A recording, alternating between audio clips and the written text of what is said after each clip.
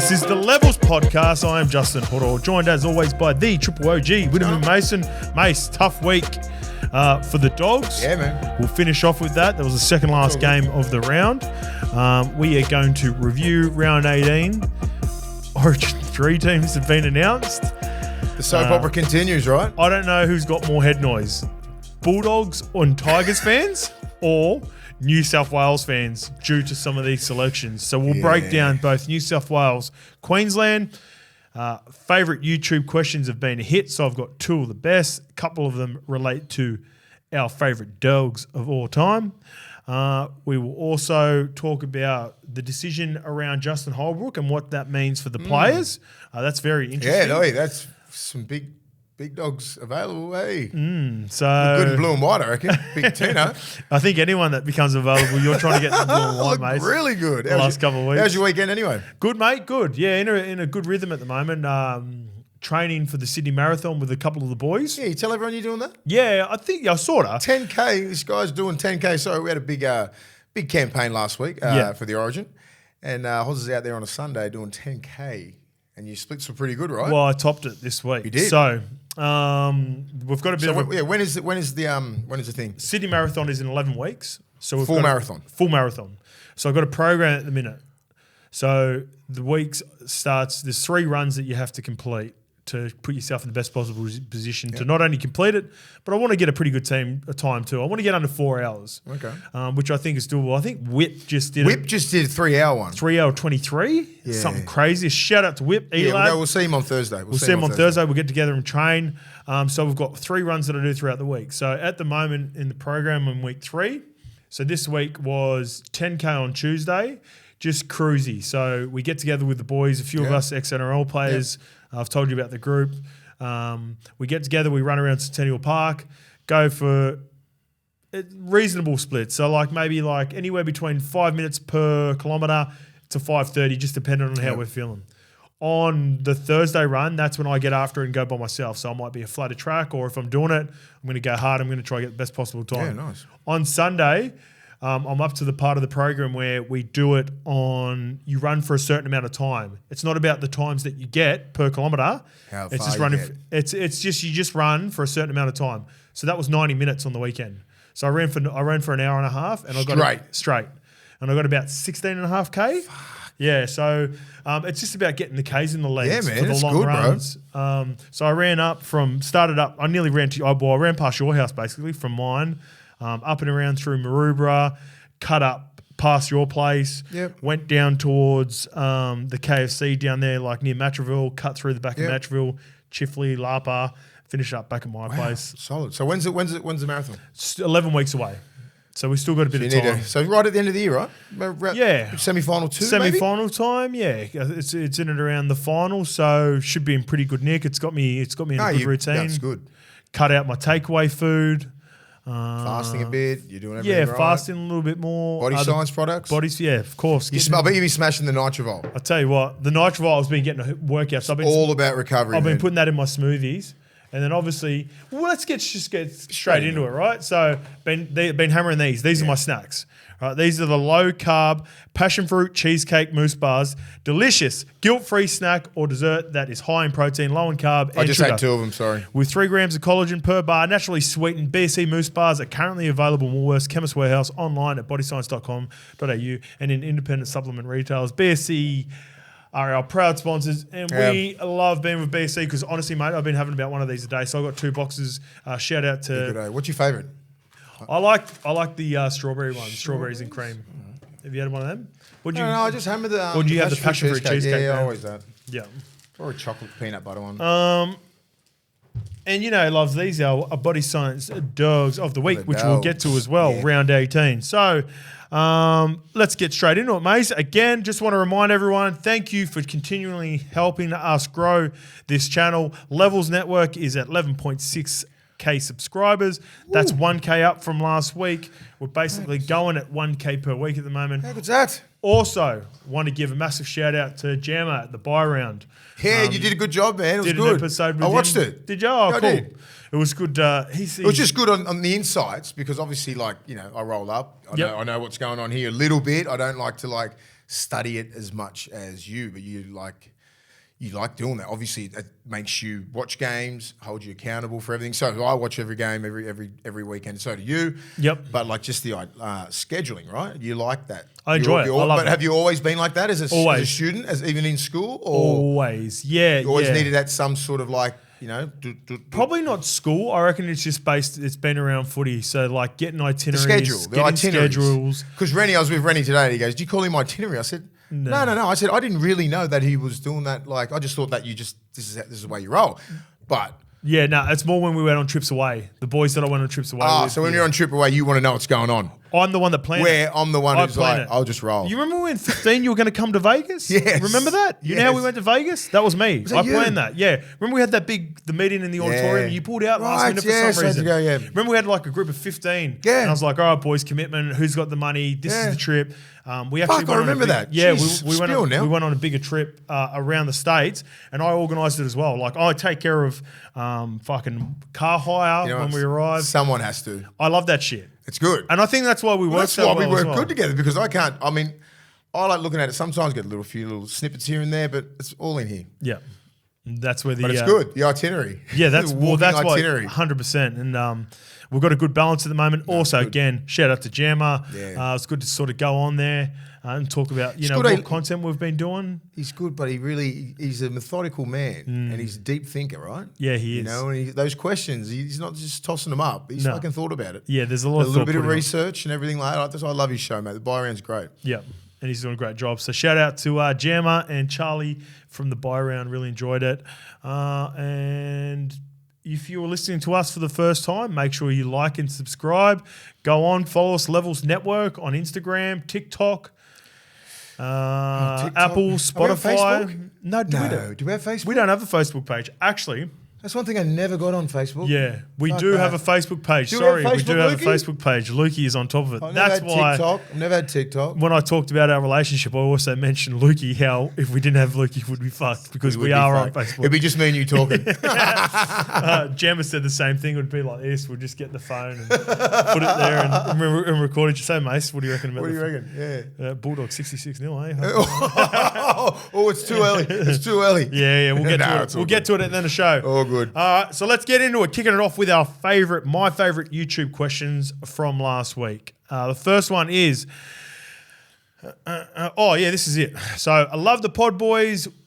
Were that's supposed to be were any of you guys offered or tempted to co-op? I put this in obviously, Mace, because you went to rugby union, but I've never actually asked you about the process of how that all come about. Going from rugby league to rugby union and back, who got in contact with you? How did it all work? How did all the process work? And then how did you find your short stint in rugby union compared to rugby league? I'll tell you. Sorry, one sec. Yeah. That was from Mitchell O'Keefe, 7483. Great question, brother. Yeah, it is. I mean, through my whole 20s, whole 2000s, Eddie Jones, Wallabies. And then I think Graham Henry was the All Blacks. So I was born in New Zealand, right? So I'm eligible for the All Blacks. And obviously playing for the Kangaroos here. And my old man was Australian, so I could play for the Wallabies. And I was like, so I had meetings with both of them because I really wanted to go. So if I was going to go, I should have went when I was like 22, 23. I could have learned the game. They were looking at me as number 6 or an 8.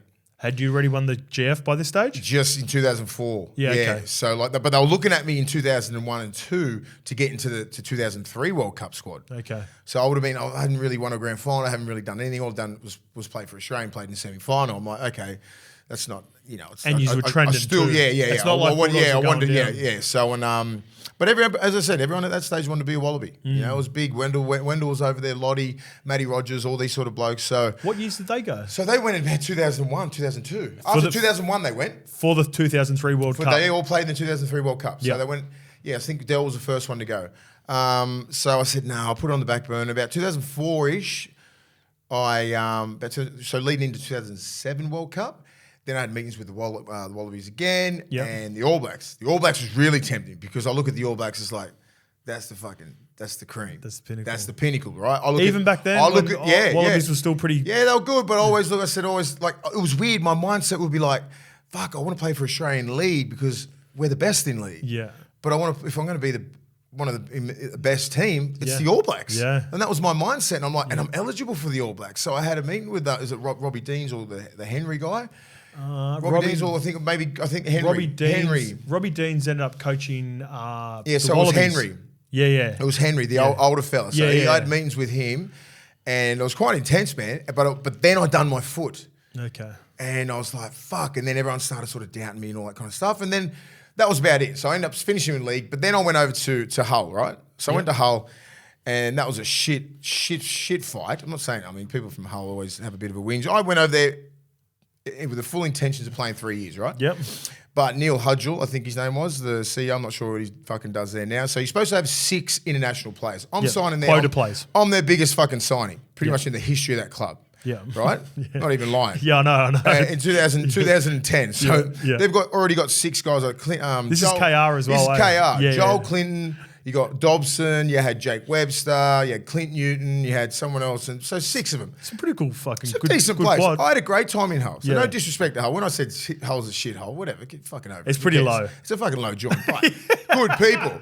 Good people. A couple of my Wakey teammates. Yeah, mate, it's hilarious, mate, because they're good people. No doubt about that. Yeah. Anyway, so I go over there. So I haven't really told the whole fucking story. Yeah. So I go over there, full intention playing 3 years. So this Hudgell guy goes, because I was eligible for a Tongan and a Samoan passport, so I'd be under the quota. So what happens is, so Michael Dobson gets injured. So they registered me. So I come over. I think about round 6 or some shit like that. Yeah. So I played about 6 games, 4 man of the matches. It was a joke. Anyway, so come back there. I'm living with Ogres there and Fitzy and Willie Manu and all these guys that I fucking love. They're all playing for FC. Yeah. And I'm like, fuck, they were some of my best mates. So you got a gang. So I had a gang there, but we weren't allowed to hang out because the fucking rivalry is crazy, and I didn't know that. All I knew was Clint Newton, a little bit. Yeah. And Newto's been over there for 3 or 4 years. So I move in with Ogre. Yeah. And I'm like, you got to move out. Like, I was, fuck, don't tell me what to do. Fucking live wherever I want. Yeah. You got to live with Clint Newton. Get fucked. No way. I'm going to stay with Ogre. So I started live with Ogre. And then we got seen coming out of like casinos at like 6 a.m. and all this sort of shit. Like, they just hated us being together. But like, won premierships together, been on Kangaroo tours, all that sort of stuff. 100%. Fitzy's there, like we're all best mates. And anyway, so they deregistered me. Well, they could have deregistered fucking Joel Clinton or Dobson or anyone like that. Yeah. But they said, but because they were waiting for my Tongan passport, and I said, mate, you're talking about a Tongan passport. It could come in a fucking year. So do you expect me to wait around all year and not even play? Yeah. They're going to loan me to a fucking other team. I said, who the fuck do you think I am? Yeah. You're going to loan me to another team? You think I'm going to? No, I come here to play for Hull KR. Yeah. And he was trying to play both sides. You know what I mean? Like trying to get 7 fucking international players because I was eligible for a Tongan passport. I said, it don't fucking work like that, man. I'm your franchise player. Yeah. Anyway, South of France rings. Yeah. Toulon, bang. I could have absolutely hammered KR because they were in the wrong, and I could have got every fucking cent from them. Yeah. And I was on a shitload of money. I said, keep your money, just let me out of my contract. Yeah. And that was it. And then you just went to Toulon. Went to Toulon. Never played a union game. So this is how scam fucking rugby. never played a union game. So my manager goes, all right, well, my first game of union was against England at Twickenham, 90,000 people for the Barbarians. You know how people try and play for the Barbars? It's like the fucking pinnacle for some cruise. My first union game, playing against England. Second one, playing against Wales, 85,000 Millennium. Made the World 15, made all these fucking teams, and never played a union game in my life. Played out because Barbars play a different brand of football, right? Yeah. It's quick ball. I'm playing 12. It's like playing back row in the game. Yep. And then I was getting early ball, offload, setting up tries, all the kind of stuff. I had a ball. It was the funnest fucking time of my life. I thought, how fucking fun's union going to be? So you did that before you played for Toulon? Before I even played for Toulon.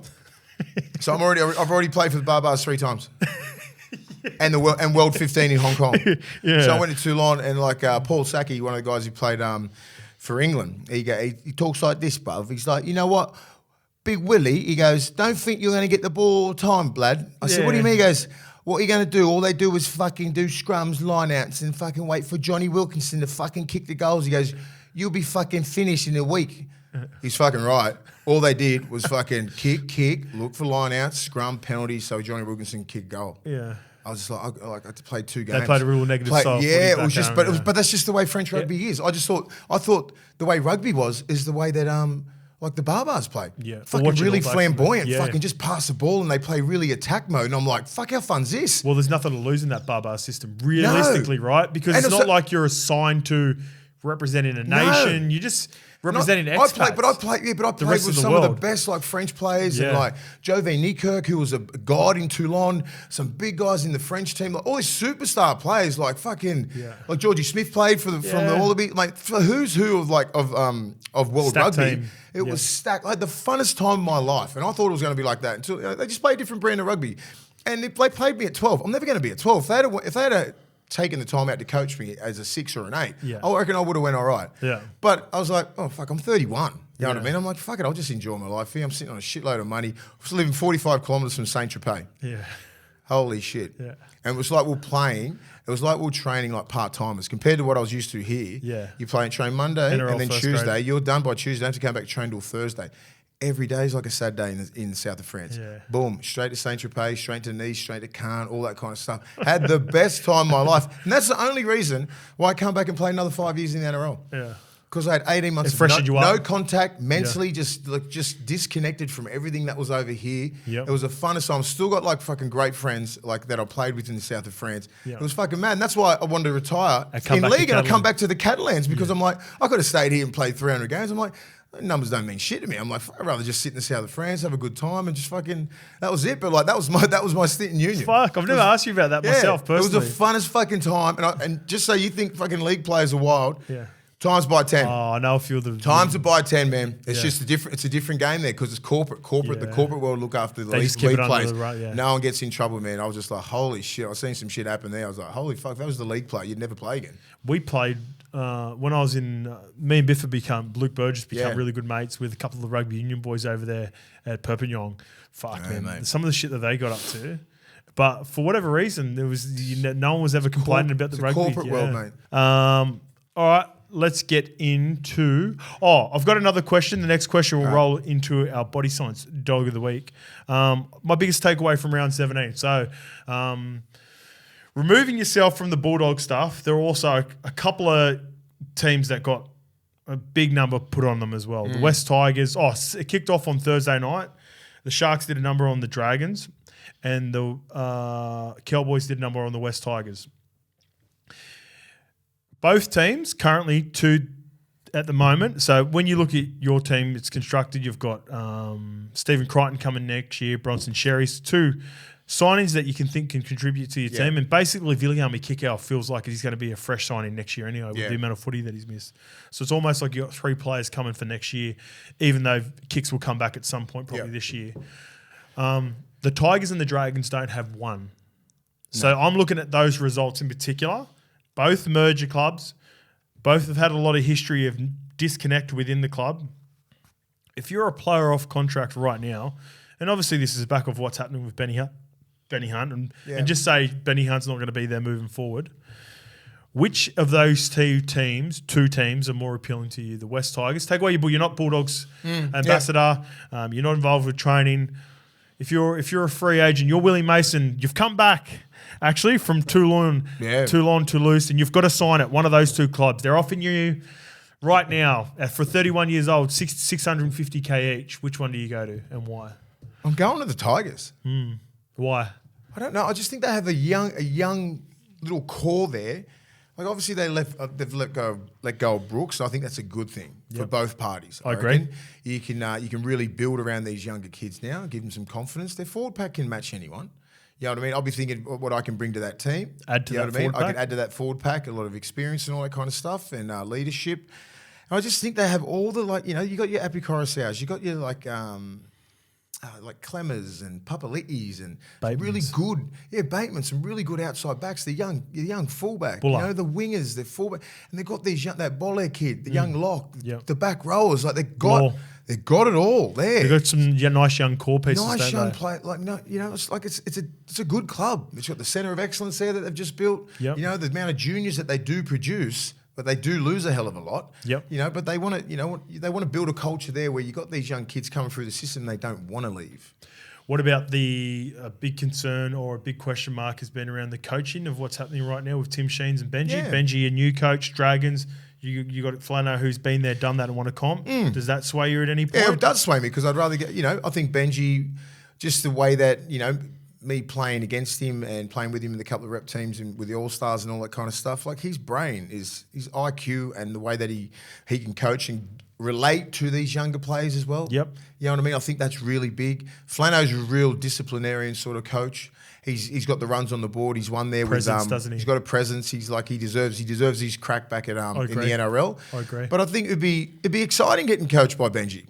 Yeah, I think it'd be good. I think I thought I was going to be opposite. No. To be fair, when I was looking into this question and breaking it down, I thought you would go Dragons and I was going to go Tigers. But for all the reasons you say, I just think the upside's big. And I look at St George, I'm like, fuck, it just seems like a shit show. They have a guy like Ben Hunt who's 33 years old. He's on a shitload of money there. He's trying to give money back to them. He's trying to give money back. He offered that to get out of his contract. He's got another 2 years. They moved heaven and earth to get, some players like, like McCulloch and the coaches and all that sort of stuff. They moved all these pieces to help this guy. So something's gone fucking wrong. He's the face of the club. He's their best player and he wants out. Something's up. Yeah. Something's up. So imagine how these other kids feel. Yeah. Yeah, interesting. So I'm with you. That's the way I look. I thought I was going to be able to rebuttal. I just think. And I think Benji, Robbie, just to have those young brains, they're probably just sitting in the wings, just trying to learn from Sheensy, the way that he, his everyday movements and how he deals with wins and losses. Yes. Like just watching him, how does he deal with getting beat 74-0? I think it's the perfect introduction to coaching. Yeah, as much as you can be critical of it because of the result on the weekend. Yep. I think the fact that Tim Sheens is not only copping all the brunt now, but also when they went, 0-7, 0-8 before the bye. It's a baptism of fire right now. He was even saying things like, I hope we beat the bye this week. That was part of giggle, but it was also having to deal with the awful sort of questions that you get when you're a coach, where Benji is imposing his identity onto this squad whilst not having to deal with the pressure of the media and all that stuff. And even though it still comes, there's still questions outside of it, I actually really like what... Yeah, and I mean, that it just concept depends of being able to... who he brings up. I mean, Robbie, does he want to be his assistant again next year? That's interesting, yeah. Does he bring in someone else? I think potentially when he takes over, I'd probably like Benji to get someone more senior. Yeah, so I know does he have David Ferner there with him right now? Yeah, Ferns is the defensive coach. Yep, David Ferner's there, so that's going to be up to... The thing is, it's up to Benji who he wants to bring. If he's not happy with whatever Fernsey or with Robbie Farah, they're not going to be there. Well, he's the head coach. Well, you live and die by your results. So if you don't have people in the... And he's going to be looking right now. I mean, they just got beat 74-0. Yeah. So defensively, you're probably not at your strongest, are you? Do we have the right defensive strategies? Do we have that? Does it fit? He's probably been in some defensive systems under Wayne Bennett. Probably has different ideas. He's probably been coached differently defensively, and some really good defensive coaches out there. But sometimes, that 74-0, and even to our game, we're going to get to it just happens sometimes, man. It's hard to stop the bleeding, and they've got a lot of excuses as well. The Tigers, they're starting 3 out of their starting. Well, you could argue 4. From the start of the year, a lot of people either envisioned Dane Laurie or Charlie Staines to be fullback for him. He's 5'8". Dane Laurie was playing 6. Was he 5'8"? Yeah. He was playing 6. Adam Dwayhe's out. Luke Brooks is out. Api Karasai's out. So big loss. They're big losses because I said most forward packs can match most forward packs. Yeah. But it's the core players. It's the elite players. It makes it hard as a forward pack when you get to the point where regardless of how much effort you put in and compete, we're not going to score. We're not going to score points without us buying. So that makes it hard. I'm with you, though. I actually think the Tigers have a lot more upside in the next 12 months than what the Dragons do. Even with just building little things like that. They just need half. The centre of excellence, right? Yeah. I think that's a big thing. A lot of clubs are doing that at the moment. We're in the middle of building ours. Probably be there in 2 or 3 years. But it's about attracting players and keeping players. You know what I mean? If you go out to Penrith or Brisbane, you look at those facilities, you're like, fuck, I'd love to come through here. Penrith is outstanding. Penrith is outstanding. Do you know what I mean? We don't have that yet. Rabbitohs just built Heffron. Exactly. So everyone's just getting on board with all that kind of stuff. The Gold Coast will probably re-up soon, but theirs was one of the best. It's been around since 2007. Nice. Yep. Brisbane's apparently is the best. Okay. That and Penrith. So the Roosters, the Cowboys system look good up there. Cowboys is crazy. So everybody has that. So you know, you just got to get with times, even Parramatta, you know, like it's, they're big things for young kids, right? You're a 16, 17-year-old come from the country, you go to some place, you visit, you visit two or three Tigers, teams. you visit 2 or 3 teams, you're like, ugh. And you're a father who's probably going to be my age, right? In the 40s, you're like, you want your kid to come through a good system. Gone are the days you say, when I come down the Bulldogs, and it was just fucking rough, hardcore shit, no fucking aircon. Like my first weight set, no aircon, no music, no talking. Dads probably would have liked it back in that day. That's what it was. And it was all about mentally fucking you. Yeah. So see if you can get through it. All you did was count your reps. That's all the talking you did. And I'm like, that's what I was used to. Yeah. And I'm like, fuck that. Now kids aren't built like that. Bring it back. Yeah, I mean, there's still a space there for it. You go into a room, it's fucking 50 degrees, no aircon. I'm like, I'm just like, fuck, how did we get through that? Someone should have died. Could be worse. Could be minus 50 like me at Wakey. Yeah. All right. Love the potty, Uncle Wirmu and Matua Horo. Question for the next ep. Name your best 13 of top dogs you have played with or against. Chur. Spider 6903. So I combined our team. Spider 6903. Me and Mace went through. He took all the odd numbers. I took all the even numbers. And these are all from players that we played with. So let's go 1 to 13, Mace. Kicking it off with number 1.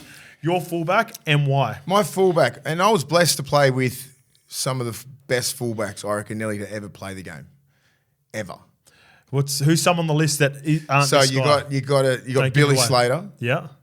Dog. Darren Lockyer is some sort of certain extent. He was half and half. Dog.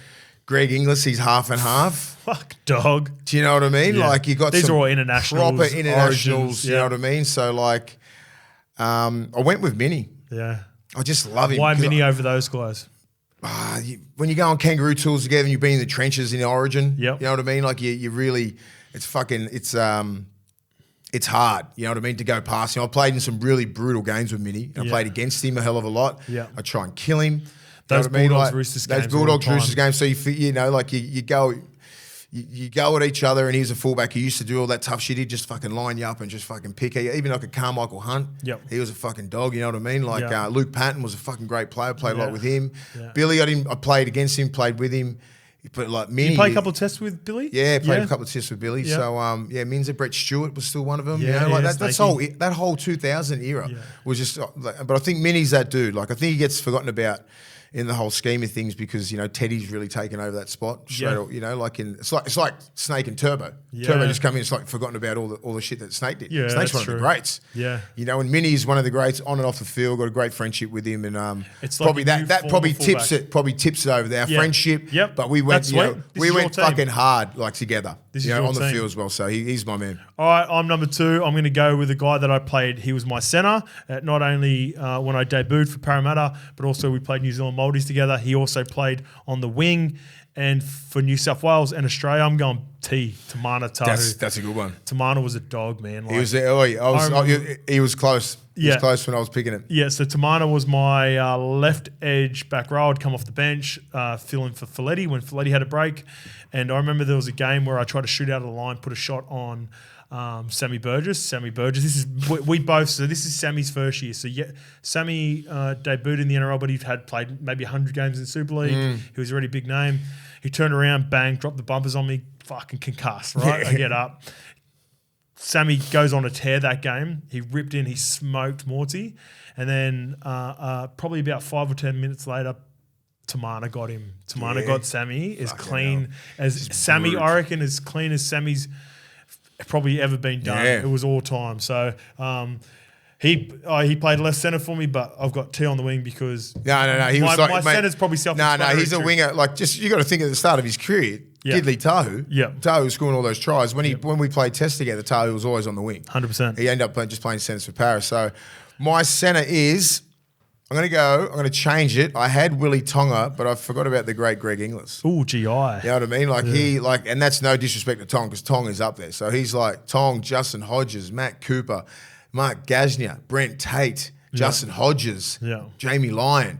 Yeah. These are the guys that I played with. Yeah. They're fucking dogs, mate. You played with my one. Don't give it away, but you played with my one as well. All of them are just like on another level. Yeah. But how do you fucking get GI? Like that guy... Regardless, like you know when you talk about like just the way that he like just a person like who's just built for football. Is GI an immortal? 100% in my eyes. He's easy Hall of Famer. I think he's a top 5 player of all time. Yep. He's just got everything. He's so well balanced. But if you want to, you talk about dog, tough runs coming out of play, like yardage runs, you won't put him on his back. If he doesn't want you to put him on his back, he's not going on his back. Well, he didn't end up on his back then because he didn't want people putting him on his back. Exactly. I can't remember. And play twos would try and kick that way, and I'm like, don't kick it that way because he'd come out like you try and kick because he's left arm carry, and he just palm across his body. Do you know what I mean? It's just like we didn't want to kick that way because he's going to get his left arm out. Yeah. And I'm like, his right arm out, and then he kick that way. It's just like he just fucking goes like the cross palm. So. But Willie Tonga would have been. He was close because I love playing with Willie Tonga. He used to bang it, and the thing is, like, I'm talking about, like, hey, he ain't attack. You run at him, he'll put you on your back. Yeah, the biggest boys. So he's that man. I tell you, who can also put some players on their back is my one, left centre Steve Maddai, number 4. Self-explanatory. You've seen the highlights. You know about the game. Jesus. What people don't understand is, in the last couple of years that I was sort of playing there, so Skivvy finished up in 2016, the year after we'd left. Basically 13, 14, 15, the entire time I was there, he continually got better and was becoming even better. And I think his attack was underrated. Yeah. And he was so banged up during that time. He was, wasn't he? Even that, what people don't realise is Skivvy was probably about, Stevie Maddai was about 85 to 90 kilos on a given week. He wasn't big, especially for a brother. Wasn't massive. Like Samoan boy. And he would smack George Burgess off a kickoff who weighed 115 kilos. Against South? Who did he hit? Georgie. Off the kickoff. No. Oh, Dave Tyrrell. The biggest hit I've ever seen. Murdered Dave Tyrrell. It's the biggest hit of all time. I was there. I was fucking... Oh, yeah, we're both in that game. That's right. I was like, oh my goodness. Yeah. They should have just put a grave in A4 Stadium that sits there. This is where Dave Tyrrell lies. That's one of the best hits I've ever seen. Your winger. My winger. Played with a lot of great wingers. I think GI's in that conversation as well. LT. Even guys like, like Brent Tate, Hodjo, they were all slashies back then. Yeah. Do you know what I mean? Like, but my man, Matt Utai. Dog. I can't fucking go past him, bro. Like, Dog. I think he's the... Toto's 2.0, Matt Utai 2.0. Yeah. But he's changed the game, man. Like when he hit the scene about 2002, 3, 4, 5, 6, he was the best winger in the world, man. Was he racking up the same sort of meters or just like... he was like 200 plus, easy. Yeah. Mate, he used to we just love him, like just kick it that way, Matty Utai, come out at yardage. Some of the tries that he scored, those tries he scored in the grand final, I don't think anyone's scoring those. No. Some of the things that he's done in the game, great guy, but just tough, man. You know what I mean? Those play twos and that, they're hard, mate. And just to carry, I've seen front rows just hanging around his legs and he just pound through, squatting 280. I'm next. Not even there. Yeah, he's just, Give me the next one. Yeah. Hurry up, play the ball, Matty.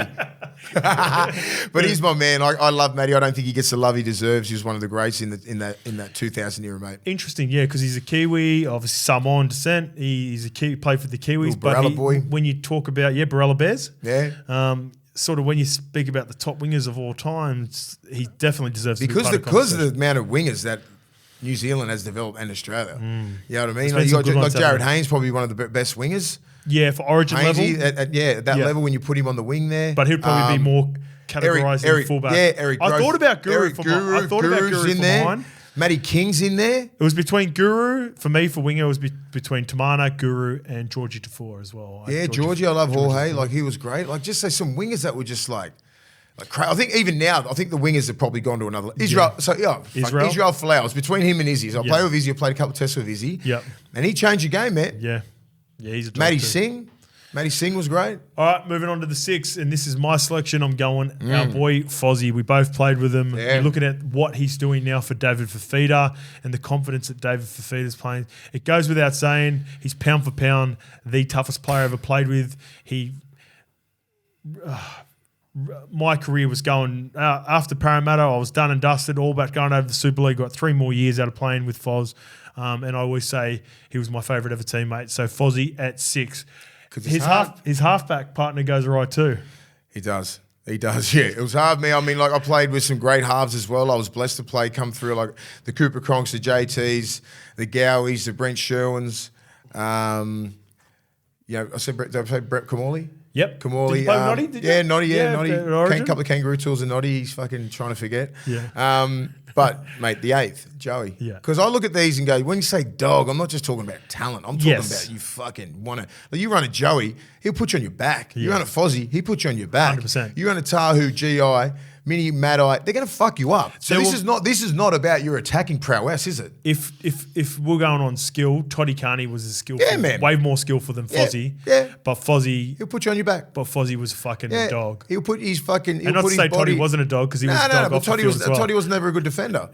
Like Foz can fucking bang. Yeah. And Joey was that as well. Like he'd sit on that left 3 and you feel I was spotting him up sometimes, bang, he'd hit you fucking like a truck. Then he's got ball skills to get you, his football IQ, your leadership, everything like that. You know? That's probably the difference between him and JT. It's the difference between him and JT. I don't even like comparing them. But if you're going to like give someone the nod, it's probably Joey because of his defense.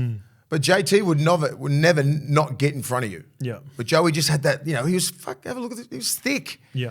JT's slender, man. So I don't even like comparing both. I think they're both 1 and 2. Yeah, I agree. You know what I mean? It's like they're 1A, but they're so different that it doesn't really make it comparable. It's like they played different positions, but they did play the same position. Like totally the way they played the game. Yeah, totally different players, aren't they? Yeah. But the 8th. All right, I got the front row, so I am going. I played with this guy in the New Zealand Māoris. He reminds me so much of you, life after footy. If whatever your explore page looks like on Instagram, his one's way worse. Russell Packer, dog, proper dog, Rusty. Big Russ. Played against him, played with him in the New Zealand Māoris. Absolute giggle. What a champion! He's like your HORSBURGH. Yeah. You know what I mean? When you look at a guy like HORSBURGH and you watch him play now for the Canberra Raiders, no nonsense, does all the shit stuff, gets through a lot of work, probably gets into people a little bit, likes to stir it up. Mate, Rusty around about 2010, 11, 12. He had 2 or 3, one of the props, 4 one of the best really props good. in the game. Yep. He come to Newcastle. And he went a bit pear-shaped. Yep. And he did his time. He had a few issues. Yep. Everything's fixed. Doesn't drink. Doesn't do anything now. He's on the straight and narrow, just living his life with his family. Playing so the heaps of story, golf. mate, got back into St George, signed a massive big deal with the Tigers, and you know what I mean. Like, and now he's living his life. But it's a great story. People forget about that, mate, because he was he was in jail. He was in jail, and he come back out, and he got his New Zealand jersey back. Yep. He's one of the hardest dudes. So I got nothing but respect for Rusty. I fucking love him. He studied while he's inside as well. Yeah, and he got smart. Yeah. He had a few little issues like we all do, and he fucking fixed it. All right, number 9. Was blessed again to play with fucking some great 9s. Even my Bulldogs ones with Adam Perry, Corey Hughes, Dogs, MB at Manly, Aaron Payne, Danny Badiris is my man, but I know I played with Cam Smith too. Yeah, you know what I mean. So this is a big call. I always cop shit when I'm up in Queensland doing these talks. I'm like, I played Origins. I played at least 10 Origins with Bedsy and at least like 10 Tests. And like we went on kangaroo tours. You know what I mean? I love. It's a defense thing again. It's the defense thing. 100%. He wants to beat the shit out of you. Cam Smith, he's a good defender, but he's not gonna bruise you. You know what's a disservice to Cam? Just from us, like I know we're on the same page with this straight away. He did shit too easy to be a dog. Yeah. And like the game come too easy to him. His heart rate's at 60. For me, he's the greatest player I played against, and if I'm picking a team, he's the first person I pick. He's top 3 best in the world, best ever. But dogs, he ain't a dog because he did it too easy. He ain't a dog. Bedsy's the dog. Yeah, Bedsy's Bedsy, like when that Origin when he fucking smacked Webke off the kickoff, went flying back. You know what I mean? Like shit like that, man. Like and he's given away like 40 kilos in that situation. Yeah. And he used to come at you, man. I used to play Bedsy. You didn't give a fuck how big you were, man. He's coming at you. Where Cam Smith played against him for fucking 15 years. Bedsy is if Kieran Foran played hooker. Yeah, they just go. They're the same player. They just go. Yeah. And he's the fucking nicest bloke in the world. Yeah. I saw Bedsy yesterday, mate. He's a legend. And a fucking cracking bloke. So is Cam Smith. No disrespect to Cam Smith. But whenever I pick my top 13, I pick Bedsy because when you go to war with these guys and you played club football with him, you're in the trenches. So. All right. And this is obviously guys that we've played with if you've played with a little bit more, then obviously you've got a relationship with them. Number 10 for me, Fui Moi Moi, Big Foo. Big Foo. You got to remember that run 09. Yeah, man. I think that dog's still going, playing over somewhere in fucking He's England. still playing, bro. I think so. In the south of France or some local, I don't know. Playing local league somewhere in the talking about like off the back fans, run it straight challenge. I don't think there's many that match Fully's consistency from that period in and around like 2009 to 2013, 14. He went on a run. I just knew once I was lining up for the kickoff and Phil was bringing the kickoff, they kicking his way. I'm like, all right, we're gonna at least our sets. We're gonna get to a good start. We're gonna start that set well. And if you're on that side of the field, you go, give me play 2. What about his infamous quote when he was at South and they said, "I want about fitness," and he goes, "You play me 10 minutes, I train 10 minutes," and walked off. Left. That's a dog. Only dogs call that. My back rower. I think this guy would be our captain. Can we agree on that? He's captain, mate. Gordon Tallis, easy. Yeah. Like I didn't even think about it. Captain of the Dogs. I played with some fucking great back rowers. BK, he's up Yeah. there. Oh, BK. Steve Simpson. Ooh, dog. You know what I mean? Just like Nate Miles. Dog. Craig Fitzgibbon. Dog. Back row. Everyone who plays back row. Luke O'Donnell. Dog. Donsky, dog. Donsky's a dog. Actually, Donsky might be too much of a dog. Donsky's a fucking pit bull. I don't know what he is. Whatever the next level of a dog is, that's him. We got to figure out. But Gordy would be he'd be the captain. He would just he's about it. He's one of the best ball runners, most aggressive person on there. He's about it. He'll fight you. He'll beat you up. He'll run over you. Fucking, he's got everything, mate. He's my favourite player. And a great bloke. Yeah, awesome. Love you, Gordy. Number 12. This is hard. I had to pick between two Manly greats, back rows that I played with for a couple of years at Manly in 13 and 14.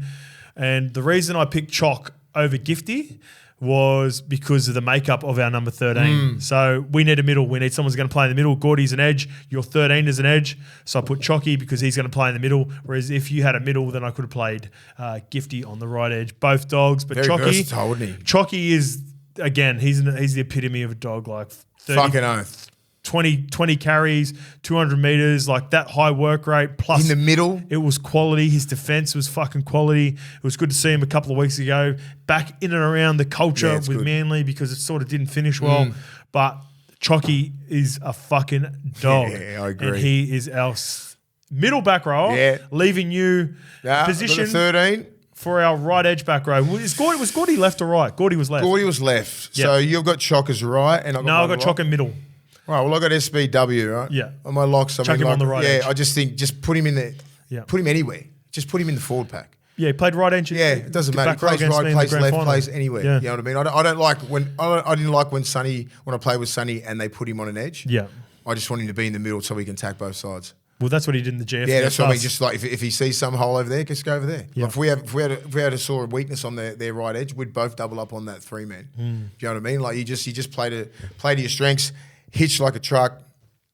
You know, runs like a machine, offloads, plays massive minutes, very humble, but he's a fucking dog, mate. He's a dog. Don't let the good looks and everything fool you, and the smile. And the commentary, the chatting to the boys. And the commentary like he's all boys, he will fuck you up.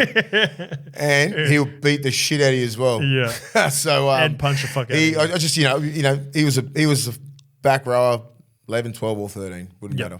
Yeah, beauty. What a team. All right, let's run through it one more time quickly. Fullback, Anthony Michello. Wingers, Tamana Tahu and Matt Utai. Centers, GI and Matai. So GI's versatile enough to play on the right. We'll put him on the right. Stevie on the left because he played all his career on the left. Fozzie and Joey in the halves. Russell Packer and Fui in the front row. Bedsy at hooker. Gordy, Chalk and Sonny in the back row. What a team.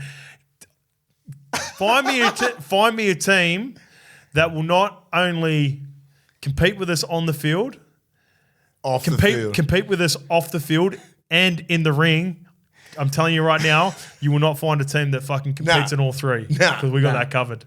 Easy. All right, let's get to our Body Science Dog of the Week for round 18, brought to you by these beautiful, tasting passion fruit cheesecake mousse low carb bars. Mace, who's your Body Science Dog of the Week for round 18? There was a lot of dogs rolling around, but I can't and I think it's well deserved, right? He's going to wear a maroon jersey this week. Next week, he's going to be the reddest person out there. Red hair. What, we haven't seen it since Fatty Vorton, have we? Brad Myers. Proper redhead. Yeah. He's got the mow and everything. Corey HORSBURGH, my boy, 70 minutes. 70 minutes in the middle, 13 hit-ups, 136 metres gained. Look at this, fucking 55 tackles, 1 miss. Get fucked. That's outstanding, mate. Congratulations on your Origin debut. You're the Body Science Dog of the Week, and you fucking deserve it, mate, because you're a machine. You've been outstanding all year, mate, so well done. Congratulations, the HORSBURGH. The HORSBURGH. I'm worried about him. He's going to be... He'll go. He'll go. He's made for this fucking arena. We're going to get to it. We've got TINO. Queensland teams up. We'll get into it a little bit more. All right, sticking to Queensland, because my Body Science Dog of the Week is a Queenslander as well. He's also an ex-teammate of mine. I'm going DCE. Dogs come in all different shapes and sizes, OG. Is he a sausage dog? He is a sausage dog. He's got the neck of a sausage dog with a long neck. Yeah. I love you, DC. Sorry. Let me run through a couple of... He's off social media anyway. He doesn't watch any of this shit. Actually, he would watch your potty though. Shout out DCE and Munster, and they'll be in camp watching this on the plane down. Good stats. Ches won't be on there anyway. All right, let's get through his stats. 11 carries for 102 metres. That's 4 tackle breaks from your halfback. Fuck, that's good. Those are good meters, good carries. This is the most impressive part, and I've got a question for you as well that goes with it. 23 kicks. So there's only 2 kicks from Schuster. Mm-hmm. 1 kick from Schuster and 1 kick from Croker for 775 metres. Damn.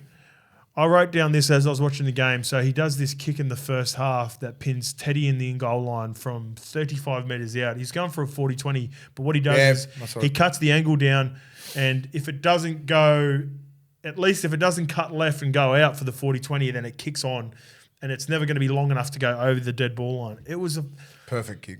Perfect kick. They didn't get the result off the back of it, but it was just a really high IQ kick. And I wrote down in the notes, it's like no player in the comp impacts the games more with kicking outside of maybe, and I've got a couple of names through for you. Cleary with his torpy bombs when he drops them on when he drops them on that right winger and gets a result for Penrith for sure when he's fit. And maybe Adam Reynolds' short kicking game is as good as it gets. But I think what about Burton's big long kicking game? Burton bombers. When he sees that's what he's probably the best bomber in the game. But I think DCE's complete package kicking, because I think he's the best. Yep, he's the best. I think he's gotten better. Yep, I think it's won Origins in the last couple of years. 100%. He's improved that much. And he also got 2 pieces of meat.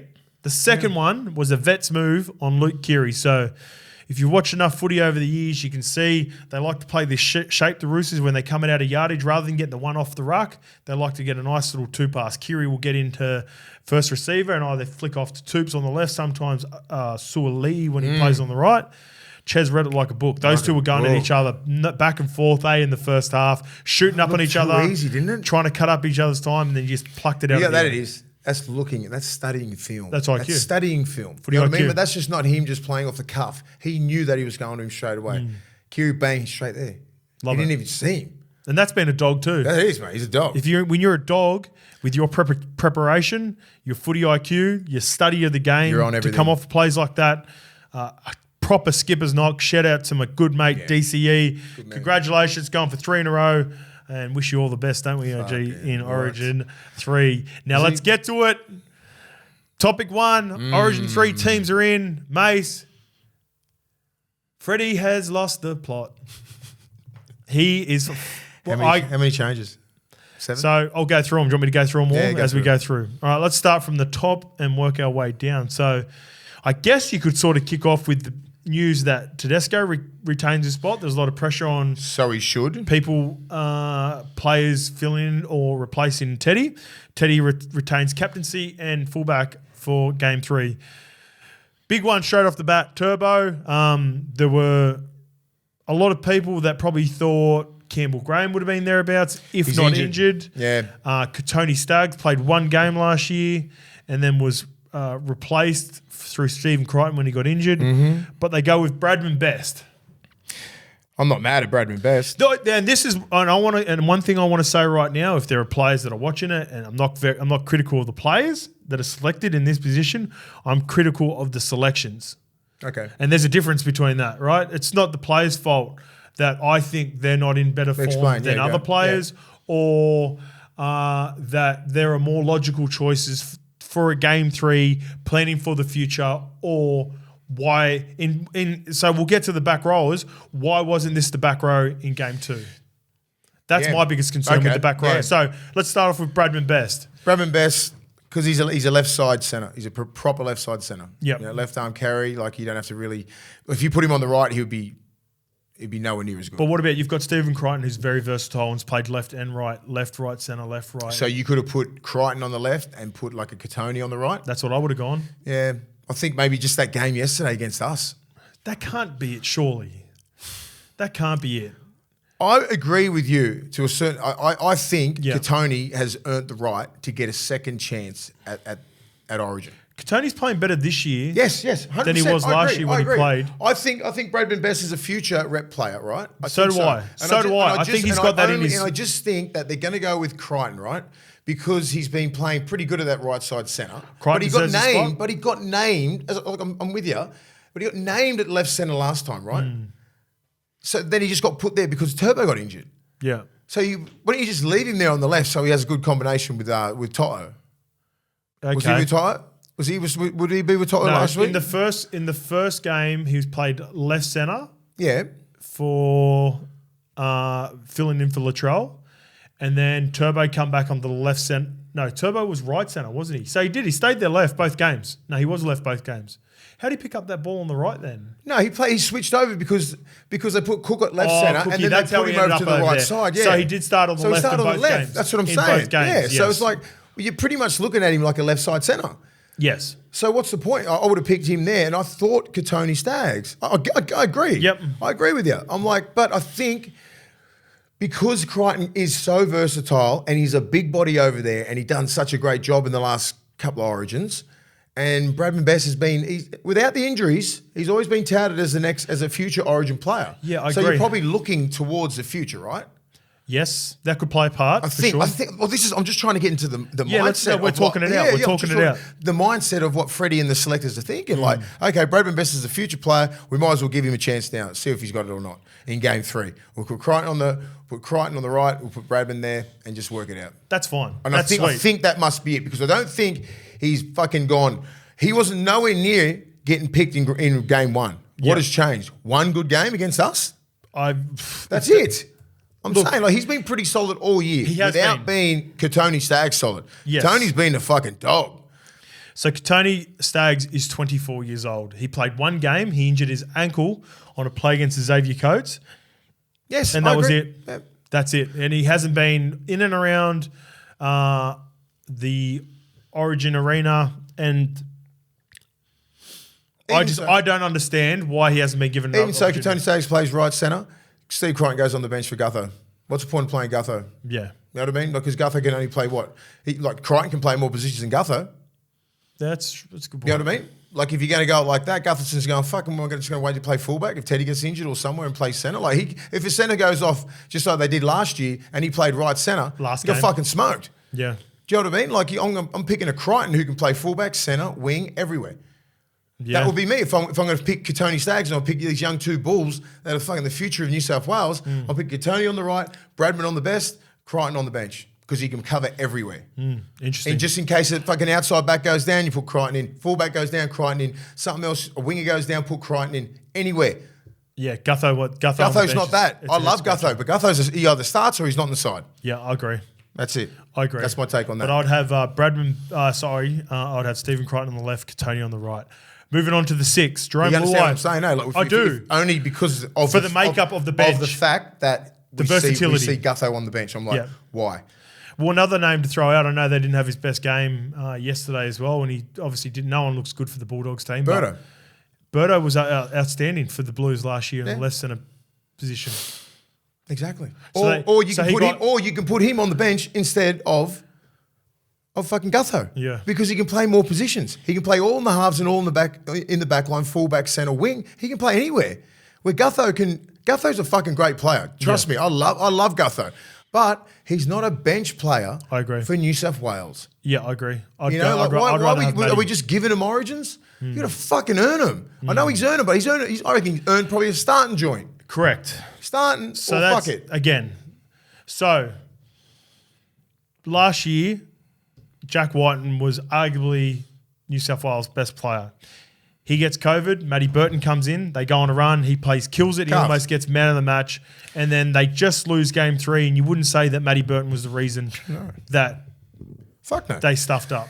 So that's 2 years removed from being the Dally M Centre of the Year too. Dude. So how has he completely been just jumped over the top of, at one point, being 18th man as well for both games? It was a late call for game 1, but then also for game 2.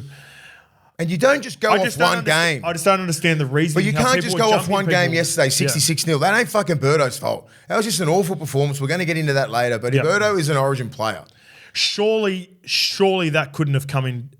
I hope not. If that is the reasoning that Bradman Best has got it over Birdo, because we need new selectors. When you look at the resume of Matty Burton and even Tony Staggs to Bradman Best, don't get me wrong, I like the upside of Bradman Best, but he has been injured and he's been inconsistent at Newcastle. Fucking oath he has. I'm actually now struggling with either Burton or Katoni, but Bradman Best ain't even a part of it. He's next in line. So ideally, if he was fit, I'd have Campbell Graham, but he's not. So then you've got Matt Burton on the left with Stephen Crichton on the right. I reckon Critter's a lock for me. He deserves to be a lock. He's played really good footy, and he hasn't let his state down, despite poor performances from the Blues. He hasn't been the reason. So Stephen Crichton is the centre, and do I have Matt Burton on the left, like they did in those couple of years that they won the comp? Matt Burton left centre, Stephen Crichton right centre or wing, or Critter on the left, Tony Staggs, give him another shot at right centre. That would have been my decision. That would have been. I think Bradman would have been the last centre. I'm thinking if someone got injured, and then Bradman would be there. 100%. I think he deserves. I think he deserves to be like 21 or something like that in the squad. Thinking about him, but just say, and that was probably what he deserved. Yep. Yeah, and I don't disagree with that. And at the end of the day, all the best to Bradman Best. I think he's making his Origin debut. He's making his Origin debut. He's got the talent to do it. But these other guys' body of work. It wasn't his time. Yeah, the other guys' body of work in the last 3 or 4 years, waiting behind Latrell and Turbo, has been a lot better than Bradman Best. So if you're going on that, you're not just going on one game. It seems like you're going on one game. I think he's just the next tier down. I feel like it's going on one game. Yeah. When you look at a pretty good month. He's a fucking gun player. He's had a pretty good month. But I'm just like, I'm looking at Burton, I'm looking at Katoni, I'm looking at Crichton. I'm like, then I'm looking at that. Yep. I'm looking at Bradman Best. I think he's the next tier down. Yeah, he's the next one man. All right, Jerome Luai is also dropped for Cody Walker. Mace, my question for you for this one is, if it's going to be Cody Walker, then why have you not done it in game 2? If Cody Walker is your decision, Cody Walker wasn't available, was he? He was, yeah. He's done his quad, so he missed out that one game, so he didn't really get the push. So do you think, in your heart of hearts, do you think Cody would have been picked for game 2 if he was healthy? If he carved up that game, if he carved up, but he just wasn't. He wasn't playing that well, and I think they were waiting for him to have that one good game, and I reckon they would have picked him. Maybe because Luai didn't have any pressure on him. Because if there was pressure on him, it would have been all the mainstream media would have been asking to get rid of him. What about who? Yeah, man. So Luai. I think they would have turned on him. Yeah. But they had no one else. What about Nico? I don't know what Nico's done. I don't know what Nico's done. Yeah. I mean, he had that one. Didn't have the fucking best Origin. I'm not going to put that on. I'm not going to put the loss on him. Then he had a bad game against Melbourne. Everything other than that, he carved the fuck out of us the week before. Yeah. And then he just hammered on the weekend. Hammered St George. Why isn't he 6? Can he play 6? If you got who's on the right halfback? Moses just pretty much attacks right in the middle, mate. Hines can play 6. Yeah, he plays fullback. I mean, he's. I think I look at him and go, I can see at least 6 or 7 years of Origin. He's got to fix up a couple of little things defensively, and that's about it. And I think he's really working on that. Yep. But Cody Walker, no disrespect, he's 34. I'm happy as fuck for Cody Walker because I think he's a gun. Yep. But I'm like, I want to pick Cody if he's got a Latrell in that in the team. Well, I also would have, if I was going to pick Cody, I would have picked Cody in games 1. If I'm going to do it, or definitely in game 2, even if he has that injury concern coming in, I'm finding out because going into game 2, I remember he got cleared. So Cody Walker is 33. So he's 33. And it just, for me, that's not old. You know what I mean? I think he's But I'm just saying, if you're looking for the future of the game, or you're just trying to give these, give him like it's not a dead rubber. It's a fucking Origin game. You know what I mean? But like, you're just going, okay, well, just you deserve this. He's already played Origin. Yeah. I think he's going to easily do a job. I hope he carves up massively, but I just don't understand the thought process. Yeah. Now, I can understand. Yeah, I can understand. Game 1, Game 2, it makes sense. If Latrell is playing left centre, I get it. Because that combination is deadly as hell. But, hopefully maybe they're looking for some leadership, man. Moses is a young kid. He's not the real, he's still relatively young. He's only played 2 Origins. I think he deserves to hold his spot. I agree. I think so too. I think Mitchie deserves to keep his spot. I think they want to see some fucking guy go at it. Because I think Cody's got that dog in him, man. You know what I mean? Like he wants to he'll go at Munster. He'll cause some shit. Yeah. You know what I mean? Like but that can also be a deterrent in his game. Yeah, but I think he's fucking really mastered that now. I'm just saying a couple of years ago, I'm like, you get on Cody Walker's skin, who's going to pull him up? Yeah. He usually goes off the rails. Origin, you can get pulled up. There's some good leadership in that New South Wales team, and I think he's really been working on it. Who's pulling him up in the New South Wales Blues if he gets going? And this isn't a knock on Cody. No. I'm just trying to think now. Who's captain? Teddy doesn't. He's not a talker. No one. Mitchie Moses ain't going to pull him up. Well, maybe they just want him to fucking be himself and pull. I think he's really learned the last 18 months because teams get under his skin. Penrith have done it for a couple of years. Now he's like, I know, because I've seen him walk away this year. Fucking Peter Hiku slapped him last week. He did. And he just went, all right, I'll cop it. Last couple of years, he would have grabbed him and he would have went fucking at him. So I watch little things like that, and that's growth. Yeah, that's growth. Because I reckon they've looked at that and he's matured a little bit. Because you fucking slapped Cody Walker a couple of years ago, he's fucking coming at you like a spider monkey. Ago. Even at the start of the year, Penrith still got into him. And I reckon he's had a real good long look in the mirror and go, look, I'm fucking a fucking integral part of South Sydney and New South Wales if they pick me, and I've got to be a lot more mature because I'm the oldest in the team, I'm a senior player, and I've got to be about it. You know what I reckon the turning point was? I reckon Penrith got into him early on in the year, and it didn't necessarily cost them the game, but against the Roosters it did. Yeah. The game at Allianz, about 4 weeks in or whatever, where the Rabbitohs are winning, they really got under his skin. And I even remember Trent Robinson went on 360 and even mentioned, didn't try to hide it. That's the game plan. They went after him. They got into him. They were niggling him, and it threw him off his game. Because I watch him very closely. From then on, I can't remember him doing much this year. And again, not a knock on Cody Walker, but for me... No, but he's a fiery dude, man. But I want Nico. So Nico, getting back to Nico, okay. I reckon you said he's played well. Obviously, put a big score on the Bulldogs, big score on the Dragons. He's been carving up. He's still not back, though, confidence-wise, in my opinion. Yeah, when you watch him, when you're watching him and he doesn't have that same glow that he had at the start of the year. Before going into Origin, when I listened to Nico Hines speak, whether it be interviewed... And we did a talk here. We come on the show. I reckon Nico Hines firmly believed that he was the best player in the competition at that point, going into Origin. Yes. And I reckon, even hearing him talk after the game against the Dragons, they just beat the Dragons by a bit. He apologised. He felt like he let the state down. He's just completely... Still not over it. He's this Origin series has fucking drained him. And I know he'll bounce back. He's very resilient. We all know that his story. Nico? Nico in a fucking heartbeat. Would you have picked Nico? If you're going to drop Jerome. Okay, well, you're just talking about him being down on confidence and everything. You still would have picked him? I still would have picked him for Game 3 in a game that you're not calling a dead rubber, but it's Game 3 of an Origin. I agree. And I think he's going to be a big part of the future moving forward. Exactly. So I think Cody's had his time in Origin, right? Yep. And it's time to, if you're going to go to Game 3 and you're going to make some big fucking changes, you've got to go off the guy that you think's going to wear number 6 or 7 for the next 6 or 7 years. For now, I would. How old is Nico? In Game 2, with my coaching... Yeah, for now, I'm just talking now, Yeah, I want to clarify that. For Game 2, if I knew confidence-wise, watching Nico after that performance against the Storm, I can understand going Cody Walker in Game 2 because I'm like, all right, I need to win. Fuck, I don't care if he's 33. I don't care if he's played Origin and hasn't quite... But you would have picked Cody. I would have picked Cody in Game 2. For the vet move. The veteran. The leadership. Playing in... The dog. Multiple preliminary finals. Big games. Couple of grand finals. I'm picking Cody. But now, it had to be Nico. If you're going to drop Jerome. Yeah, I totally agree with that. I totally agree. And I reckon Cody's probably sitting there going, thank you. You know what I mean? Because exactly, like you would have gone with the vet, you would have gone with the confidence of him, you would have gone with the leadership and all that kind of stuff and gone, all right, we need a win. Yeah. Cody would put fucking New South Wales on your back. Now it's like, you're just playing because of pride now. Yep. So like I just want to know how Nico goes when he's got the starting number on his back. Same. So do I. That's it. That's all I wanted to see.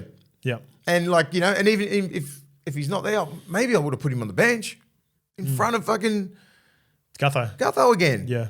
It's just a weird pick, man. Yeah. All right, there's a completely new front row as well. Jakey Turbo is back, played all 80 minutes against the Roosters. He was very good on the weekend.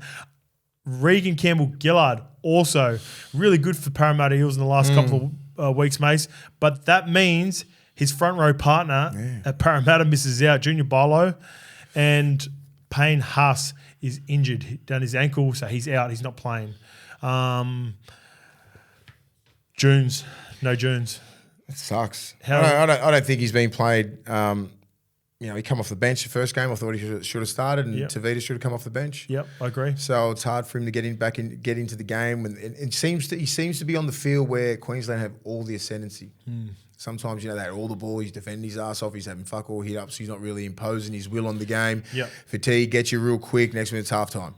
I'll get up his stats as we're talking. I thought he did enough to be still on the bench. I think Jacob Saifiti's a decent player, but I don't think he's playing out of his fucking skin. 100%. You know what I mean? He's another one. I get it. If you got these young bulls like an Ola Kawatu, I'm picking Ola Kawatu.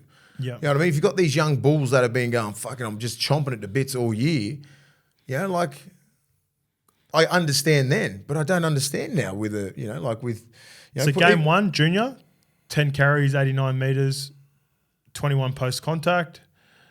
No, that's kick return metres. Oh, that must be a kick off. 30, so 30 post contact metres. Quick play the balls, defensively, 17 tackles, 2 misses, so not bad. Going to game 2 as you keep going. So Junes. I'm worried about Saifiti. Like I think he's been playing off the bench for Newcastle. Saifiti, I love him. I rate him. I rate Jacob Saifiti massively. And I'm like, why put Yo on the bench? He either starts or he's not in the team. Where is he? Do you know what I mean? Like I just don't understand that. So like I'm probably going to put. Actually, 10 for 79 as well. So Jones is probably more underwhelming for. It is underwhelming for his level. His level he's used to getting he's getting about 15 to 20 touches a game for Penrith. I mean for Parramatta. Yeah. You know what I mean? So like even with the bench, like Yo, Saifiti, and Gutho, that's the bench with Robson. Yeah. Like if I got Yo, he's either starting or he's not in the side. I'm picking Spencer Lienu in front of him all day on the bench in Origin. I think there's a place for Joey if you're constructed your bench better outside. So I'm not disagreeing with you with having Spencer in the team if that's your cup of tea. But I like Yo as a bench player. I think he can still add some value because he can play middle, he can play big minutes. So just say an injury does happen to anyone in the back row, he covers all 3 positions. Yeah. And then best case scenario, you need to interchange with the front row and just give them a spell because realistically, in middles, lots of front row. Freddie's only been using Uto Kamano for 12 minutes. Tavita Pangai for about 23. 20, yeah. So if you need him to play front row for that shortened minutes and cover also a number of positions, even centres. It's not destructive enough, man. Well, that's because of the style of footy he's been playing. I know, but I'm just saying he's just not that player. I think that's a reflection of the coaching as well. Yeah, but he's just not that player. He's not a guy I want to come off the bench and just go mental. Yeah, okay. Like Spencer Lienu, I want a guy who comes off the bench have a look. You got Lindsay Collins coming off the bench going fucking mental. Yeah. You got Fodawaker coming off the bench going mental. Straight up and down. Just straight up and down, just coming straight through your front door, banging the fucking shit out of it all night. Yo needs to be playing 80 to be productive. Okay. Right? I understand that. You know what I mean? So I'm like, Lienu, you can get 40 minutes out of Lienu, and then they can all split the time. So, but what if you got Yowie as that cover, right? And then you've still got 2 middles on the bench, and then you don't have the weird Gutho one. Yeah. That doesn't make sense. You know what I mean? Because then if you've got a better 14 that's more versatile where you don't have to cover or just just don't worry about Saifiti and put Lienu there in front of Yo. I mean, in front of Saifiti. Yes. Yeah. Yeah. I'll be happy with that. Okay. I think Saifiti's been good. I think he's played last year, but he's had a slow start to the year. They've been very inconsistent. Saifiti's the same as Bradman Best. Yeah, he's got Origin footy in him, but his resume over the past 18 months probably hasn't even been as good as it was 2 years ago. Some of these guys are going, fucking thank God. Where'd this come from? Jacob and Daniel were playing better 2 years ago rather than right now to get a crack. A couple of injuries, like this year they haven't played like full game, haven't had a full season. Yeah. Like both of them, they've been in and out. Like they are Origin players, but I'm just like right at the moment, are they Origin players? You know, like, and then you got Gutho. Yeah. Yeah, I'm pretty sure they're going to start Robson again. Before we move off the front rowers, Jakey Turbo and Regan Campbell-Gillard, do you like them too? I think it's a good balance. Yeah, it's a good balance. Yep. I think Reg has had a couple of games after his fucking groin. Yep. He's been playing well for Para. Playing good. Just runs hard. Like Jakey will just do Jake Chaboyevich things. Yep. He'll cut you in half. He's got good ball playing skills. He'll move the ruck a little bit, play massive minutes. You know, Reg can just get off the back fence and fucking take him. Yep. But you know what I mean? Reg is a big body, and they got some decent hitters, Queensland. They got the Reuben Cotters, the Carrigans. They like 6'6" people. Hit right under that fucking thing, mate. Yeah. 100%. Even Harry Grant, Benny Hunt, those blokes got pretty good technique. Good levels, don't they? Nanai's are fucking good. Levels. Great levels. They change their levels fucking really good. Fodawaker, all those blokes, you know. So Reggie's got a big, you know, he's going to have a target on his head. Yeah, he always does because he's straight off the back fence every carry. You know, so he gives them the opportunity to rip most hitters would be backing themselves. All right, moving on to the back row. Now, here's why I think he finally got it right. This would have been my back row for game 2. Liam Martin starting, finally. Jeez. 80 minutes, Liam Martin, don't take him off. Keon Koloamatangi, he would have been my pick for game 1 if not injured. He come back before game 2, and I think he was 18th man or 19th man last Origin. Yeah, he was in the 20. I would have played him over Hudson Young. And even Cam for Murray, game two, you would have put him after like 2 games. Remember, we named the teams. Yeah. It was either Olakwatu or Keon Koloamatangi, whatever your flavour was. Olakwatu, bro. Like, he killed it on the weekend. I think it is. I think it's the fact that we told about before. Like when he said, I wanted to go play for Tonga. Do they not understand that his parents are full Tongan? They've raised him here, and the first thing he wants to do is play for Tonga. I understand that. It's a bit insensitive when you look at it like that. Of course he wants to play for New South Wales, but his first thing is wanting to play for Tonga. 100%. And we can't definitively say that. I don't know, because they haven't even talked about him, and he's been the best. He's top 3 or 4 forward in the game. Come on, man. Yeah. So if you know, they've just gone put a fucking line through his name. Don't even mention him. Yeah. Because like they'll be sitting around going, his heart's not in New South Wales. He doesn't want to play for New South Wales. He wants to play for Tonga. Bullshit. Yeah. Of course he wants to play for New South Wales. He's born here, but his parents are Tongan. Yeah. Like it's tribal. Like he wants to represent his family first. Yeah. It's like that. It's insensitive, man. Yeah.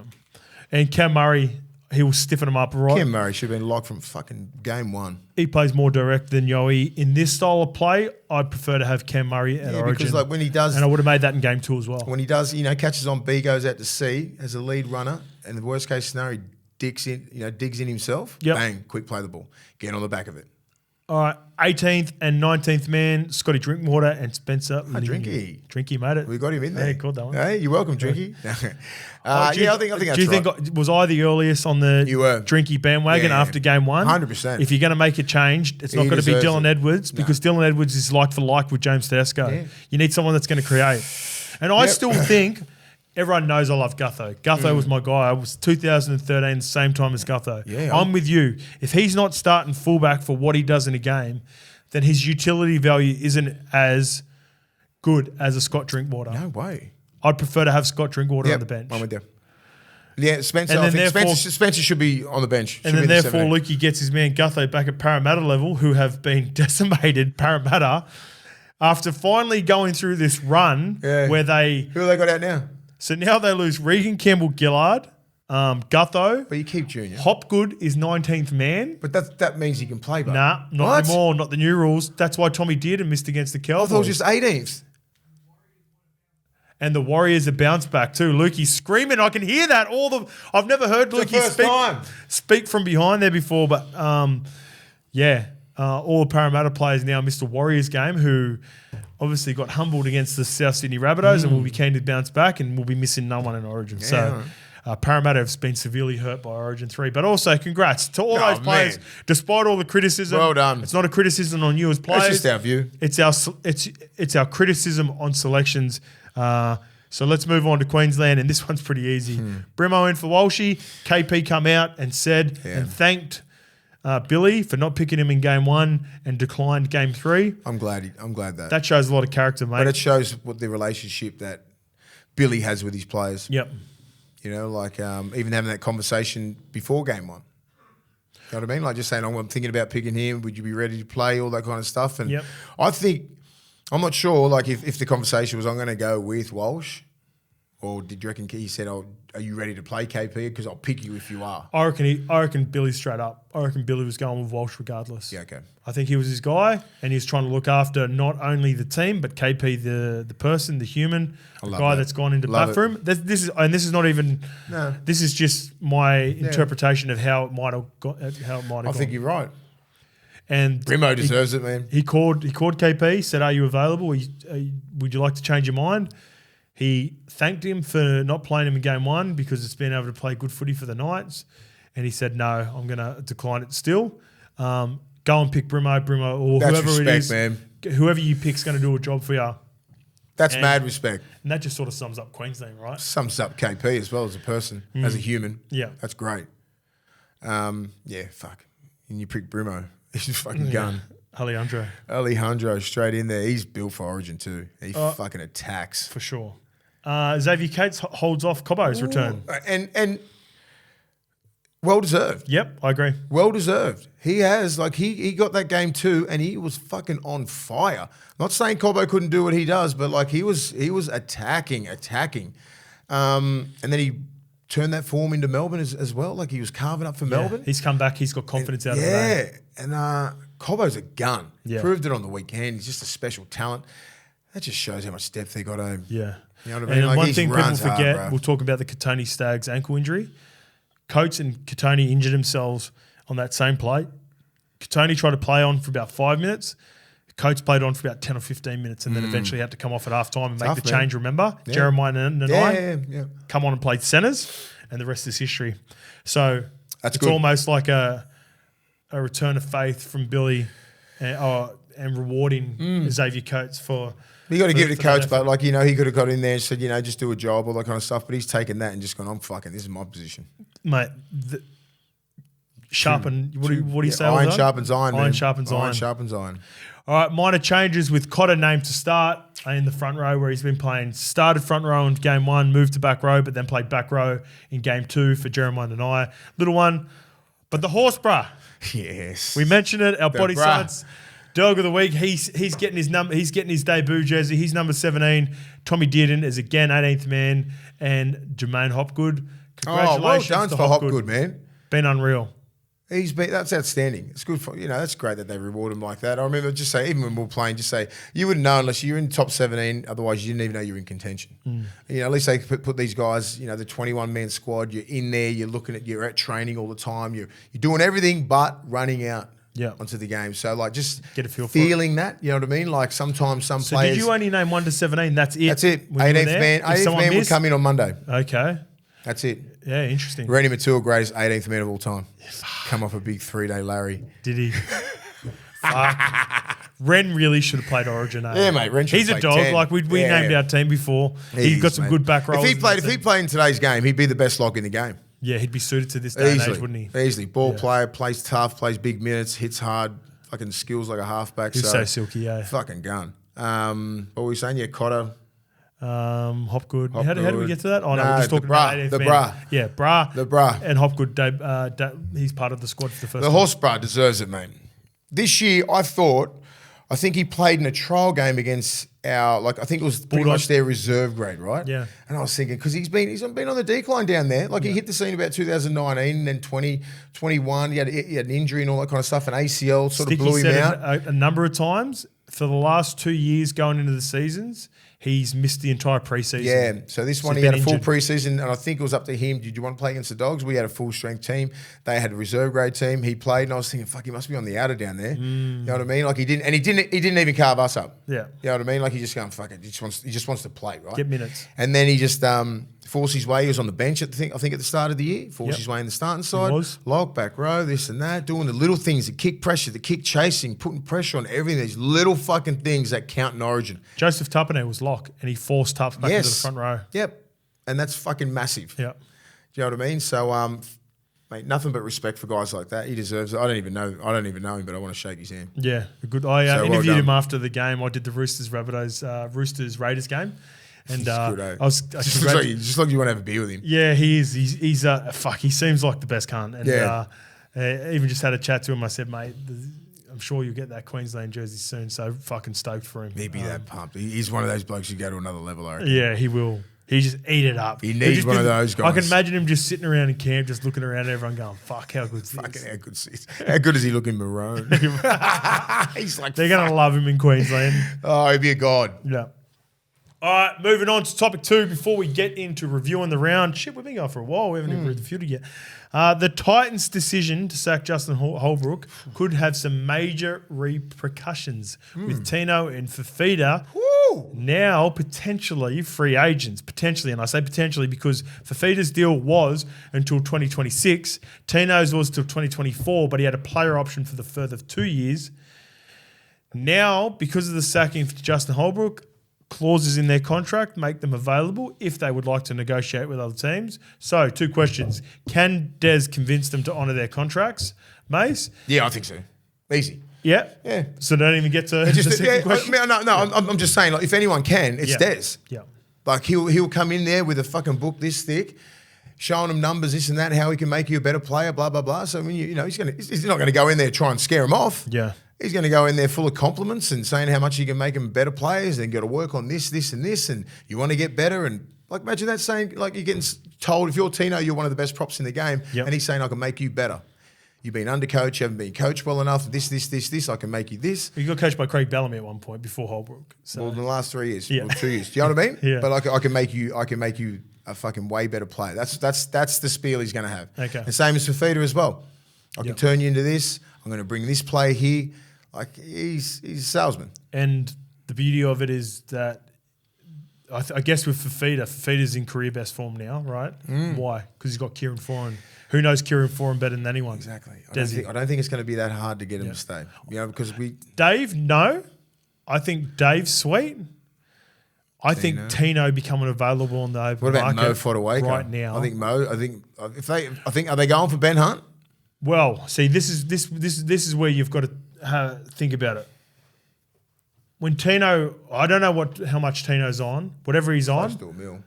Maybe not, because he didn't play for Australia or anything like that, right? I reckon he went up for about $750. When did TINO resign? Let me get this up. So after 20, 21, 22, he's been there. Yep. So after they won the grand final in 20, he's been there 21, 22. So he hasn't played. He only just played for Queensland. Yeah. So he would have been, I reckon, around about 700, 750. Yeah. So he could be on just say 800 right now, and I think he is one of the best props. Him and Payne Haas is 1 and 2, 1 and 1A. Ricky confirms $4 million pot for free agent FIFITA. Okay, so FIFITA's back in. Concerned, yeah. If they lose these two, even one of them, mate. He looked good in blue and white, I reckon. Oh, so TINO extended after the 2021 season. So he was he killed it. The best in an awful bunch last year. He basically carried that team. And then in 2023, so he signed a mega $3.3 million upgrade, which will see him to 2026. So that's a 4-year deal. Well, TINO did. Yeah, this is and he can get out. 2021. So let me go back. So that must have been that was in 21, 22, 23, 24, 25, 26. So what's that divided by 3 million? No, he's up 4 years over 3. That's nothing compared to what they get. Here we go. Let me see. But like, surely they're not even. Is this even up for discussion? So are they just tossing this up? Yeah, as their man TINO mega $3.3 million upgrade. Convert the Maroons. Pretty sure it's over 3 years. Given his favourite 23. Yeah, it was 3.3 over. Must be 4 years. Well, he's fucking underpaid. Yeah. So what's that? 3. Well, he should be on over $1 million a year. Yep. But Yeah, blue and white, I reckon. Anyway. Yeah, I don't know. Like, it's a terrible position for them both to be in. Don't you reckon? Like, it's just like it's not good for the Titans. No way. Divided by even if they lose one, he's on 825. That's not enough. I know some players that are nowhere near as good as him on more than that. I agree. I think a lot of teams would offer him a mil plus. A mil plus. Him and Payne Haas are the best forwards in the game, best front rows in the game. Divided by 22, 23, 24, 25, 26. The end of 26. No, it's a 5-year deal. He's on 660. Fucking please. If he's on 660, he signed in 2021 off season. So that's 2022, 23, 24, 25, 26. So he's got an option for the last 2 years. Who's his manager? What an idiot. Well, you got to think back to 2021. So 2021. He's playing for Queensland. He could have he's playing for Queensland then. I think he's on 660. Well, they got him cheap. So if he's not, he's going to re-up. He's going to re-up. He's either going to re-up with Titans or someone's going to come get him. Please. If that's his price. If he's on the open market, look out. He will demand 1.2. What's Lukey? This is in 2021. This is from Bedell in the end of 2021. Peter Bedell, who's he's in the know. He's News Corp, right? He's up in Queensland. He knows a lot. He was in the doco for the Titans documentary, actually. That's my tackle count every week. The Titans have staved off a poaching threat for the Dolphins with Queensland origin star TINO Malawi inking a mega $3.3 million upgrade. News Corp can reveal Fasul Malawi agreed to terms on Monday night for a lucrative 4-year extension. There you go. It's got it in the writing. So that makes more sense. $850. Still underpaid. Still underpaid. Divided by 4 equals $825. It's good, but I'm just saying, like, it's good. I know some forwards in the game. Right now, he'd be worth $1 million. $1 million plus. Yeah. If he gets on the open market and the Roosters or something like that want him, he'll be up about 1.2. Fucking Roosters better not get him. I wouldn't be surprised if Melbourne don't come knocking again too, because he's a player that they would have let go of back in the day when they had all those vets. Yeah.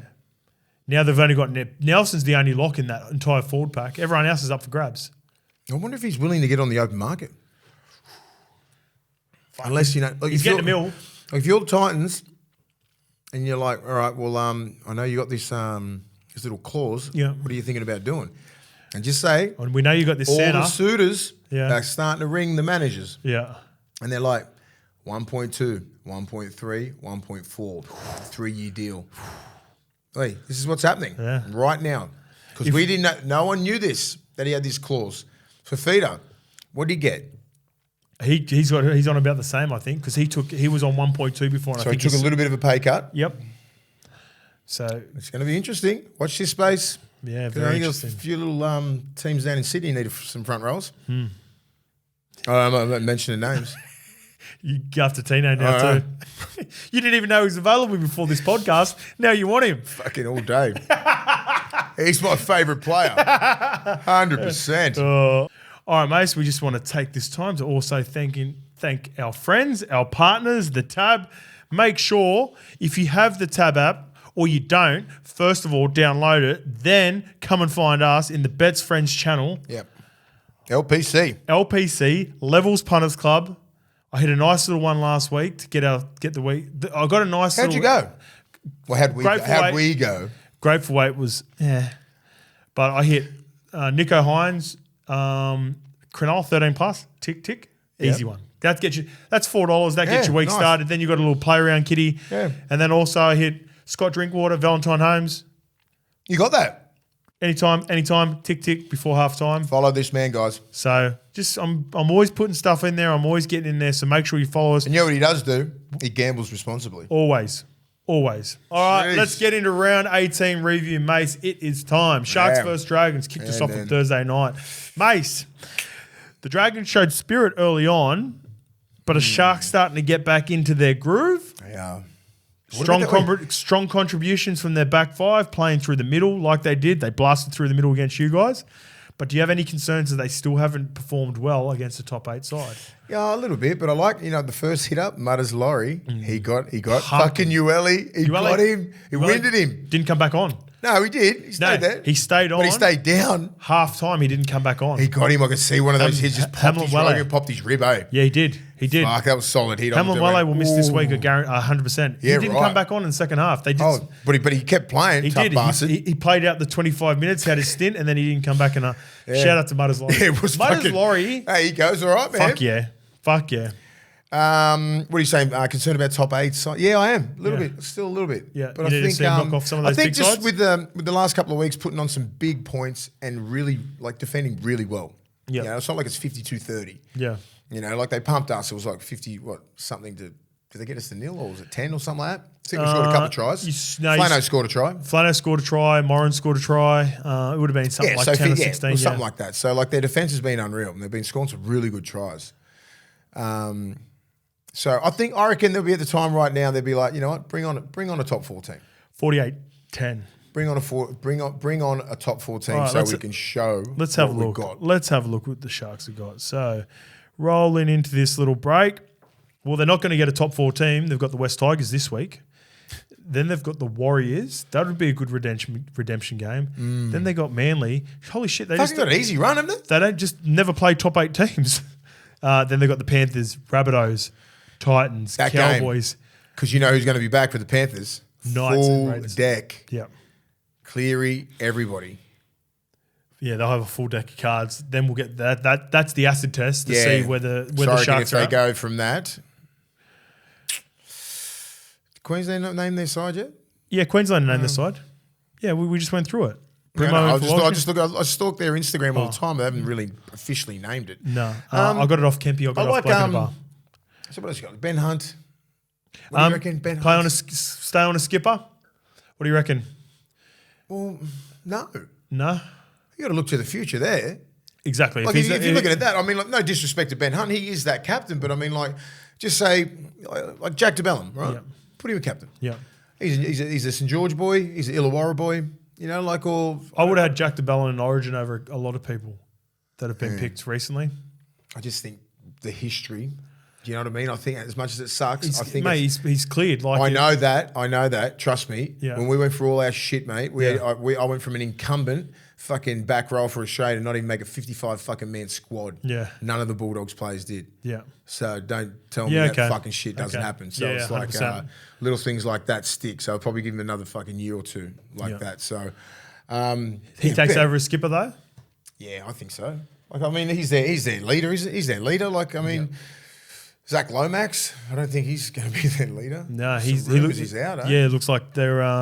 Fucking rate Zach Lomax. Yeah, so do I. Flano squashed the rumours, but bullshit. Wherever there's smoke, there's fire. He sort of left enough grey area, I believe, in his comments about right now we want Zach Lomax and Ben Hunt to be here, and we're planning on them being here next year. And I just don't think. I think just say if you make Jack DeBellum the captain, it doesn't mean that Ben Hunt's going to change the way he plays. No, he's still going to lead that team around. 100%. He's still going to do whatever he wants to do. He's just not running out first. And you're probably just saying to the fans, "Look, we're looking to the future of the game." And also, thank you, Ben Hunt, but you know what, we're going to go this way. When Cronulla have put 3 tries on you in a row, and Ben Hunt rallies the troops to get him in to have a chat, are you engaged to Hunty as you would be? No. Jack DeBellum? No, I'm not. Probably not, are you? At all. And that's not a knock on Hunty. It's just the fucking... It's just the circumstances. It's all circumstantial right now. Just like Luke Brooks, it's better if for both parties. I think if they just make this as quick as possible. Yeah, who would you put it? Captain DeBellum. No, for the Tigers now. Oh, for Tigers? Put it as captain? Yeah. Oh, yeah, Bateman, yeah. Bateman? Yeah, Bateman. Oh, well, Bateman's new, Papali's new, Clemmer's new. He's going to be there for a couple of years, bud. Yeah. Might as well. Uppy will be back. He's just got a broken jaw. Yeah, all right. Yeah, he'll be back. All right, the first game of Friday night, the Warriors versus the Rabbitohs, 28-6 to the Rabbits. The South Sydney Rabbitohs ambushed the Warriors. They almost did what the Warriors did to Canberra a couple of weeks ago. Yeah. Big pack crowd, full house, Jared Croker's 300. Yeah. Everyone's pumped up. Everyone thinks it's going to be a win. Warriors get them. This game was sold out for a week and a half. Yeah, awful conditions. Souths go over there and get the job done without Latrell Mitchell, without Jai Arrow, without another huge win. Another couple of Campbell Graham late exclusion, Isaiah Tass late exclusion. They get the job done. Cody Walker was unbelievable. I called this game for SEN. Are you worried about the Warriors dropping this game, OG? Yeah, because I just thought they could have went, you know what? This is a game they should win. This is our game. We're going to, Rabbits got a few players out regardless. We're going to try and send a message to the rest of the game, rest of the NRL. Rest of the competition. Where those guys, and it's like, did they just go, fuck, we're still the Warriors? You know what I mean? Like there were signs of it. They didn't look like winning that game at all. Yeah. They had a lot of possession early on. The weather was awful. They didn't really capitalise on those opportunities early. And then once Souths got in their groove and went bang, bang, it's almost like the Warriors went, fuck. We haven't been in this position in a while. Some basic, really, they just missed some assignments, like defensively, right? Yeah. Fan shape coming out, just getting skinned on the edges. It's like and they're way better than that. Yeah. You know, especially in those conditions. Yeah. You got to be more aggressive and defend harder. They had the team, man, to go at the Rabbits. I thought they just could have started a lot better. The Adam Fanoulis, Blake Sinbin in half time was awful, though. Awful. And I was relying on him to really carve up. Yeah. But, the younger, I think, South's got that ability, that knack just to go, you know what, fuck it. Even though we've got some players out, we've still got Cody Walker. Yeah. We've still got, like Damien fucking, Cook, Cam we've Murray. Still got, exactly. Keon Kolomantangi. You know Kolomantangi was unbelievable. We've got players that we still should win. Hamed Sally was fucking unbelievable. Sally's a gun. Yeah. I just think they just went, fuck, we're sick of losing. We're not going to lose this one. We'll go over here. We'll start the season now. We'll go on a bit of a run. I think I've seen some comments. Maybe it was Campbell Graham even before he got ruled out. Someone said before they went over, they're taking it as an opportunity to get back together. Yeah. Get amongst, fucking get together as a group, and they did that. 28-6, very impressive. The Rabbitohs were starting to decline badly. The Warriors were on the trending up. I'm not too worried about the Warriors. I need to see they've got a big game now against Parramatta. Yeah, shit. If they should beat Parramatta now with all the outs, and in my opinion, they have to do it comfortably. If they don't, are you worried about them then? Oh, they are. I'm very worried about the Warriors after that. I just think, and the conditions as well. I think, regardless of, it's, New Zealand's used to playing in that. No, they're not. Yeah. No one is. It sucks. It's freezing. It's windy. It's raining. The ball's wet. It's just really. Yeah, those conditions weren't they're the normal worst, wet weather. The worst conditions. All right, moving on to the Storm versus Panthers. They started well, the Storm. The Panthers. Did I say the score? 34-16? 34-2 after the Nelson Asafa Solomona try, which I thought was 50-50 anyway. And they were lucky to get that, the Storm. And the Panthers go bang. Mace, what a team, what a system, what a performance. Where will Ivan Cleary go down with regards to the great coaches from 1990 onwards? Fuck. He's got to be up there, especially if the Panthers win this year. What do you got, the grand final? Two back-to-back GFs. Back-to-back plus a grand final. 2011 GF with the Warriors. Yeah.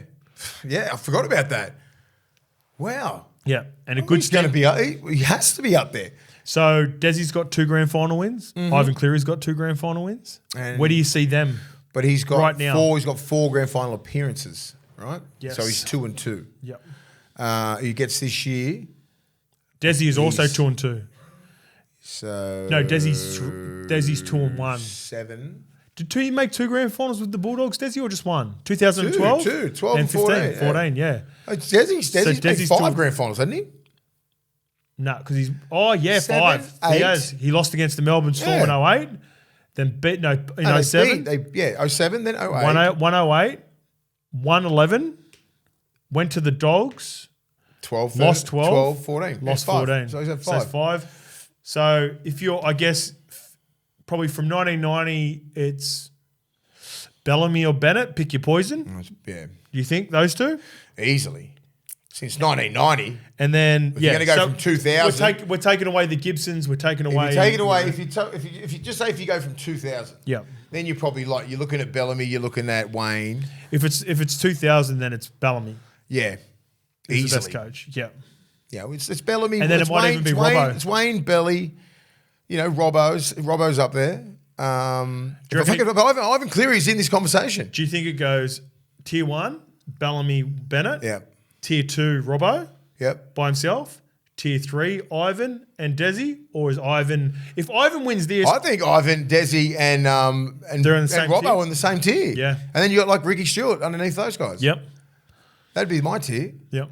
easily. Like, yeah, I think Cleary slept on. Yeah. Everyone's just saying he's had great consistent, if he wins assistant coaches and all this kind of stuff. You know what I mean? Like, if he wins this year, it'll be his greatest accomplishment to date for sure. Because I think in the last 2 years, they should win. Yeah, they've been the better team. This year they got the guys like, you're missing Cleary. For the last 3 years, Cleary's always missed about 6 weeks, and Luai seems to come up and take his spot. Sean O'Sullivan plugs in. Yeah, you got this Cogger kid. In. But look at Luai now. Luai's carving up again. Yeah, he was outstanding. What about that nice little fucking right footer? Yeah, bro. To Dotto for that try. Fucking slick. They got it. How was he? You caught up with him? I did. How was he going? I did a thing at St Mary's. Yeah, mate. What a club! It's a local league club. Yeah. We hate St Mary's. We hate St Mary's. Okay. They poured millions of dollars into there. They've got a lot of money, They used to fucking look after, buy the kids' boots, pay for their registration. Yeah. I think not when you're playing against them as a kid because they get all the big Islander boys. Yeah, I heard. I've seen the photos. Yeah. And I saw like the amount of players that have come through that system. But, just have guys like Luai there. Luai flew back. He's a great kid. Yeah. He flew back from Melbourne, got in about 5, and he went straight there. He was still in his kit. Yeah. Well, that's how much the club means to him, and he just didn't want to let him down. He got up there and talked a little bit. Obviously, like a little bit guarded. Yeah. With the questions that he got asked, like, you can't ask guys, especially a kid like this guy, who's like people are trying to hammer him and all this kind of stuff, and he's not going to really open up. There's about 400 or 500 people there. We had to see. It's called Tails and Ales. They do a good little night there. It was good. Yeah, it is. It's a good night. St Mary's is right. It's good, man. It's huge. Got as we got older, I met a lot of people went around St Mary's and become mates with them over the years. But as a kid growing up, I fucking hated St Mary's. I could see why. Yeah. If they've got a league club like that, it's ridiculous. Yeah. But like he was good, mate. I had a really good conversation. First time I really had a in-depth conversation with him. So that's good. He's keen to come on do a potty with us. Yeah. After Origin and all that kind of stuff. So he gets his commitments out of the way. But yeah, he's a really good kid, man. He's impressive. Awesome. Another good kid. Nathan Cleary was telling me about Isaac Tungle a couple of years ago. Yeah, he goes, watch out for him. He's a proper dog. What a performance. That's scary, man. He's ascending now too. He's one of those players about who tried to hit him and just bounced off. Warbrick out. Fuck, he didn't even he was just running. He didn't even drop his hips or anything. You know when it was like dodgem cars. A fucking rock. You know when dodgem cars just bounce off and they keep going. He's like, all right, sorry. Straight through. Move. Try. What a try. 2 tries. Ran over Remus Smith, who's a really good defender, on his first try as well. Yeah. What a kid. You look at him over the last 3 years, you lose Matty Burton, you lose Viliami Kickout, you lose Stephen Crichton, you lose Spencer Leniu, and then you got Tungle coming through, and you got Sorensen playing like he's playing. Hoskins come through. They're unbelievable system. I think we sometimes get criticised because you sort of get over talking about these big teams, but what a system, what a performance they've got out there at Penrith. What a club, man. Nothing but flowers to the Panthers. All right, Raiders versus Titans. We talked a little bit about Corey Horsburgh before. Raiders have won their last 4 from 5 games by a total margin of 14 points, mate. So they're just scraping by.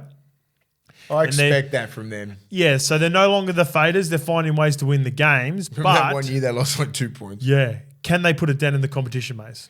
I reckon they can. Yeah. I backed the Titans in this because I thought the Titans just had a better team and they got better attack, but they just seem to grind the shit out of teams because they just fucking turn up. They got guys like HORSBURGH, Hudson Young, Tapane, Papali'i, Geordie Rups. They're all fucking tough pricks, man. Yeah. You know what I mean? You're going against that team. Sebastian Chris is going good this year. Yeah, but you're going against that team if you're an opposition forward and you're like, what are we going to do? It's going to be a shit fight. Big Papa's going to smack the shit out of me. So's Tarps. Hudson Young's going to niggle the fuck out of me all the time. You got Elliot Whitehead's a tough prick. Yeah. And you got fucking the HORSBURGH. Yeah. Just doing little dirty things and kick pressure and fucking attacking everything. They're really well balanced. You got Jack White and you want to hit on an edge, bang. Fucking Fogarty, bang. They hit. They're hitters, man. Yeah. They can make a run for it, man. You said, I know you don't believe in them that much. No, I just think they're a team that I don't want to play in the finals. You don't want them and someone's going to get them. I don't think they can win it. I don't think they're a proper threat, but I'm just if I'm going into a semi-final and I'm 5th, and the Raiders finish 8th, or I finish 6th, and they finish 7th. The Raiders and Eels at the moment. Well, there you go. Put this is how I'll put Just it. say they finish it right now. Just say we put it into context, right? I'd rather play the Eels than play the Raiders first week of finals. And I think and figure this out. I think the Eels are a better team. Yeah. That doesn't make sense, right? You'd think you'd want to play the lesser teams. See, I think Raiders are better than the Eels. Yeah. So because I just think their forward pack is so well balanced.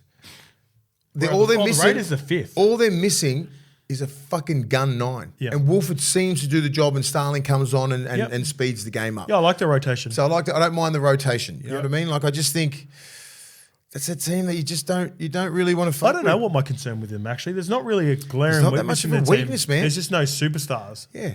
But they work good. They're good teams. Right? It's a team sport. Yep. Oh, you got a Jack White who can take you to that next level. Yeah. He can fucking turn a 10 out of 10 game. He's got Dally M written all over him. You know what I mean? Like, he's got... But he's still, even though he's, I know Jack Whitens, he's been one of the more consistent players over the last 10 years. Yeah. But he's still not like that X Factor star, like put the team on his back in attack sort of 5'8". He's going to change the game with defence more than he's going to change it with attack. Yeah. I agree, but like it's just one of those teams. That's a team where it's like, God damn, fucking Canberra, down in Canberra. Yuck. Do you know what I mean? Like yuck. Give me Parra every day of the week. Yeah, easy. Because I still think Parra can pump you by 40, but I'm not going to get pumped on the field. It ain't going to be the toughest game. You're going to get pumped on the scoreboard more than you get pumped. You're just going to hear the crowd cheering when you're getting beat by 50. Yeah. Cowboys, man, 9th place. Let's get to them. Cowboys, 74-0 against the, says Titans, it's the Tigers. Let me correct that. One thing I try to be on this show is constructive when I look at teams in games like this. I wrote down Mace, there's not much to say in this game. Nothing really constructive with regards to the Tigers. But no team has benefited more from the origin period than the Cowboys. The form of Cotter, Nanai, Taulangi, and Holmes specifically, and even Robson was one of the Blues' best in game 2. Mace, how good of a timing has Origin come at for the Cowboys, because they are humming at the moment. They are. It's probably the you reckon form team? If you go off this score? Yeah, last 4 weeks. Last 4 or 5 weeks. Big score on South last week. Sides with Nanai coming back. Yeah. Doesn't it? He holds the key. Tomalolo's been back for 2 weeks now. He just limited minutes. The moves he's putting on that right edge. You know what I mean? A lot of players don't like. A lot of teams don't go on left to right, man. You'll love this. He's just carving you up. It's a 1-17 team, Mace. Any good team, your team going to the grand final. So starting lineup is pretty settled. This is almost their best lineup. Bar, who was it? There's one player that's out at the moment, Lukey. I reckon if he comes back in, he'll be a part of the team. Their bench, as it stands, and I reckon this could continue throughout the year as good as he is. Jake Granville, Griffin Neame, Kulikefu Fini Fuiaki, and Jason Tomalolo. What a bench. That bench can win a comp. Jake Granville's in really good form. He's been reinvigorated this probably past 12 months. Back end of last season, he started to get in. Yeah. Because there was a period where they had Ruben Cotter on the bench and he was playing 9 as well as front row, back row lock. And then Reece Robson was the 9, but now they've found a spot for all 3 in Jake Granville, Ruben Cotter and Reece Robson. Look at Nanai's stats. Unbelievable. 19 hit-ups, 226 metres gained, 9 tackle breaks. Like even Lee's. Taumalolo, 146 metres, 14 hit-ups. He played 36 minutes. Yeah. You know what I mean? Like, you get him the back end of Origin, give him 4 more games, right? I think they're going to keep that sort of rotation going all the way through back in the year. Reece Robson, they look. It's a dangerous team. I think Val Holmes is the best centre in the world at the moment. I agree. Yep. Drinky's a top 3. Drinky's a top 3 fullback at the moment. Agree. Murray Tuolangi's a top 3 winger in the moment. Chad Townsend has come into his own. He had a really shit start of the year. Who would you have over Drinky right now on club form? Maybe Dylan Edwards? Walsh. Walsh? Sorry, Walsh. I forgot about Walsh. Yeah, Walsh. Walsh. Suspended. Just Walsh. It's probably Walsh, Edwards, and Drinky on form this year, isn't it? Yeah. Yep. And that's saying something because we're Gutho, stacked. Gutho? And we're stacked. We're stacked full of fullbacks. Even like Jordan McLean's playing pretty well. Yep. Doing some good things. All making easy meters, man. Luciano Leilua really adds that little bit of X factor on the edge there. Yeah. That left got edge, nice got skill, that nice little little left offload, you know what I mean? Little bump and offload, drop. and then like Drinky's just bouncing through the middle. Chases kicks well. Robson runs lead line. Yeah, they've got a really well-balanced side. Ruben Cotter's just fucking Ruben Cotter. I love How him. well balanced is their forward pack, eh? Yeah, it's probably the best. It's probably the most balanced team, I reckon. And that's why we fucking went for them to be in the grand final. I reckon their pack from 8 to 17 is the only pack. I reckon it's better than both Penrith and the Broncos. There you go. 8 to 17. Okay. 8 to 17, because I've got more question marks about the Panthers just barely and the Broncos bench well and truly. Griffin Neem's a gun. 208 metres. He's a gun. Fucking He should have hell. played for the Kiwis last year. He'll be in the Kiwis this Big year. boy. Tigers, I'm not even going to say anything. Fucking hell. Just one of those It is games. what it is. It's a bit One of like those Dogs and games. Bulldogs. Just get over it as quick as you can. Yep. All right, let's get into a game that was a bit better later that night. The Broncos versus the Dolphins. The Broncos find a way against a much improved Dolphins team, Mace, but felt like this derby. I feel like this derby will build in Derby. Is it Derby or Derby? Say Derby. Robert Derby. Terence Trent Derby. This derby will build into something special in coming years. Herbie Farnworth helped destroy his new team next year in 2023. Averillo on his way up there as well, mate. So, with the constructions of how this team look moving forward, where do you see Averillo and Farnworth fitting into this Dolphins team? Do you reckon they just go straight into the starting centres? I heard Farnworth wants to play fullback. Yeah. But then you got Hammer. You got to leave Hammer at fullback. The only reason Hammer's playing centres in this game. No, the only reason Wayne said the only reason Hammer played centres is because they'll get dusted up on that edge. So he's doing it for the betterment of the team. But he said Hammer's... You got Ewan Aiken and you got Valence Tafade. Yeah. So they're not locks for next year. Ewan Aiken. Averillo can play wing. Then you got Tessie New and you got Jermaine Asako. So they've got a lot of depth. I recken Asako. I don't really know if Averillo's signed. I don't know. Yeah, he is. Yeah, he's done. Okay. Well, that's crazy. They're gonna have some good outside backs. Averillo's a gun. Let me just check. Quick. Let me just check. Is that proper? I thought he was just like they. He's negotiating. They offered him a deal. I think he's done. I'm I'm second guessing myself. Yeah. We'll just say that he's not. Broncos are hard, aren't they? They're going to be hard to beat, bro. He signs with Dolphins. Yeah, legit. NRL contract news. Jackie Verillo signs with the Dolphins, will depart Bulldogs at the end of 2023. Dolphins have made another signing for 2024 season. Yeah, he's set to join the club. Right. I was probably thinking, you signed Crichton and Bronx Sherry. Yep. Probably thinking I don't know. Because he's probably struggling with what position he is. He plays fullback, he plays wing. Well, I think he's going to play centre. I think he's going to go there and play centres. In Dolphins. Yeah, but look, who in front of? Like Ewan Aiken's going to. I think Ewan Aiken's a back rower. Yeah, they've moved Ewan Aiken to the bench and Valence Tafare. If he loses 10 kilos, yeah, he needs a big preseason. So yeah, obviously, Wayne's an idiot. He's recruiting him because he knows he's got talent, and he has got talent. It's untapped. And I think if anyone's going to bring out the best in him, then Wayne, old Uncle Wayne. All right, on to the Broncos. No Walsh. Yeah, man. No Capewell. No Ricky. No Jersey Flagler. Still find a way to get the job done. It's great. But are they limping into the finals again, just like they did last year? Are you concerned that they could? No, because they would have lost this game. Correct. You know what I mean? So, they still managed to, they were behind in this game. The Dolphins are fucking coming at them. They were full strength. Yep. And, losing those plays, like Walsh is a fucking big deal, mate. Yeah. He gets the ball like fucking 25, 30 times a game. He's involved in a lot of plays. So, coach could be good for a freshen up for him. It is, yeah. Like he's going to have a little bit of a break. Their back five's outstanding. Ezra Mann's a fucking gun as well. I'm not really worried. I'm not worried at all. Yeah. I just think, Payne Haas, man, like 23 hit-ups and 224 metres. Well, that's Payne now for a couple of weeks as well. So what's he done? His knee, eh? Or hammy? Yeah, ankle, I think. I think it was his ankle. Sucks. I won't even finish a whole he hasn't finished an Origin series yet. Oh, yeah, true, he hasn't. Paddy Carrigan. I think these blokes. And in the back of your head, right? You probably just go, just get me through this fucking game. You know what I mean? Yeah. Get me through so I can get to Origin. They get a bye and then they've got you guys after the bye. Yeah, so, but like the Carrigans and the Payne Haases and... Hopefully Payne misses an extra game. Buy and then hope so. You should be out for 3 weeks, I reckon. Take your time. I just think they're impressive. They've got a good system there. This team will not drop off. I mentioned that I feel like Nico's felt the tension of Origin. I reckon Reynolds has felt it a little bit too. I think going into game 2, his name was floated about. Probably didn't play his best game. I know he had the game winner against.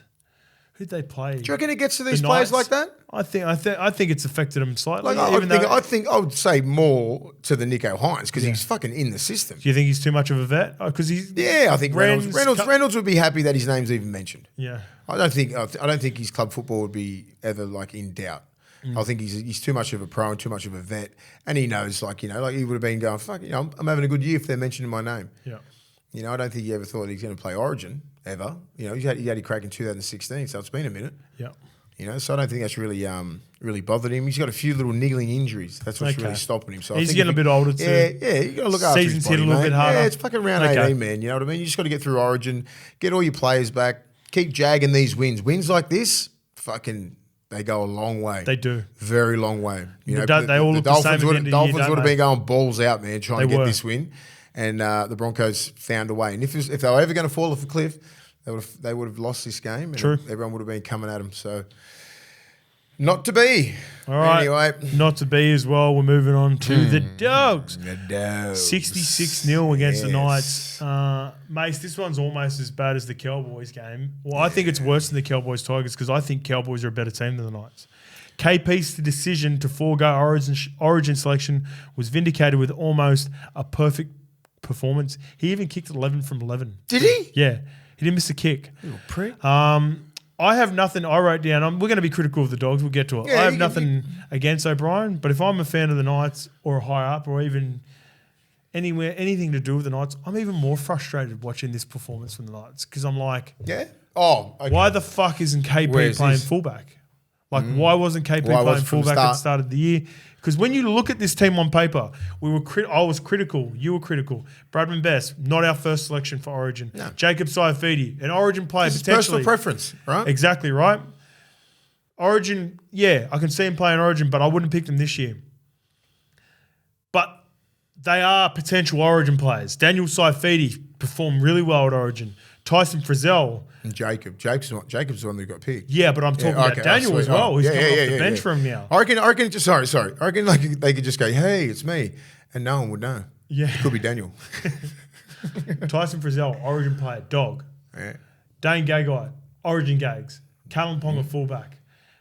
2 really solid halves in Jackson Hastings and Tyson Gamble. Like when you look at this team on paper, Dom Young, English superstar. Outstanding World Cup campaign. These are the sorts of performances you would expect from a team like the Knights when they come against your team like the Bulldogs, who I don't think have enough NRL standard players. But why haven't Knights been doing this more often this year?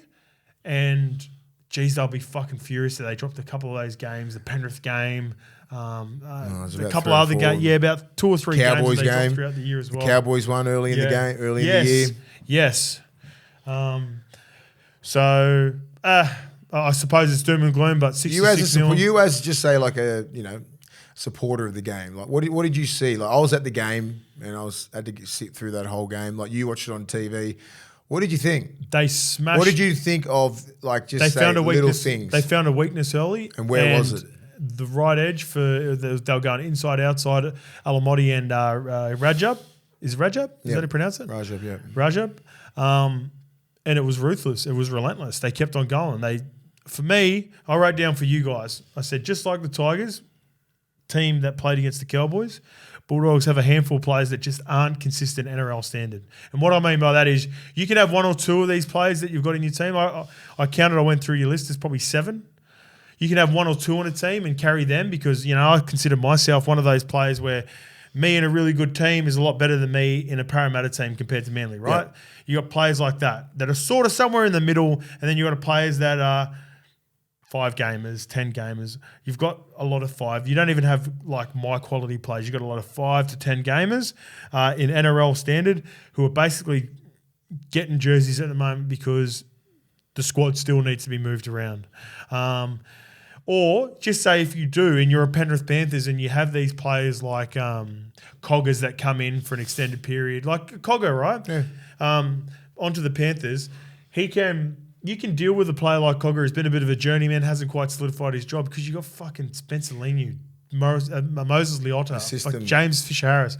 Like, I reckon Jack Cogger, you swap Rajab. Well-oiled machine. You swap Rajab with Penrith and Cogger into Bulldogs, it's the same result because they're the same player. So I think you've got multiple players like that in your system that are just not up to NRL standard at the moment, mate. So must have been. I know you get furious about it. Like, no, it's all right. I mean, I think we've had talks as coaches, and the amount of work that we do put into these young men every day. It's more disappointing, right? Yeah.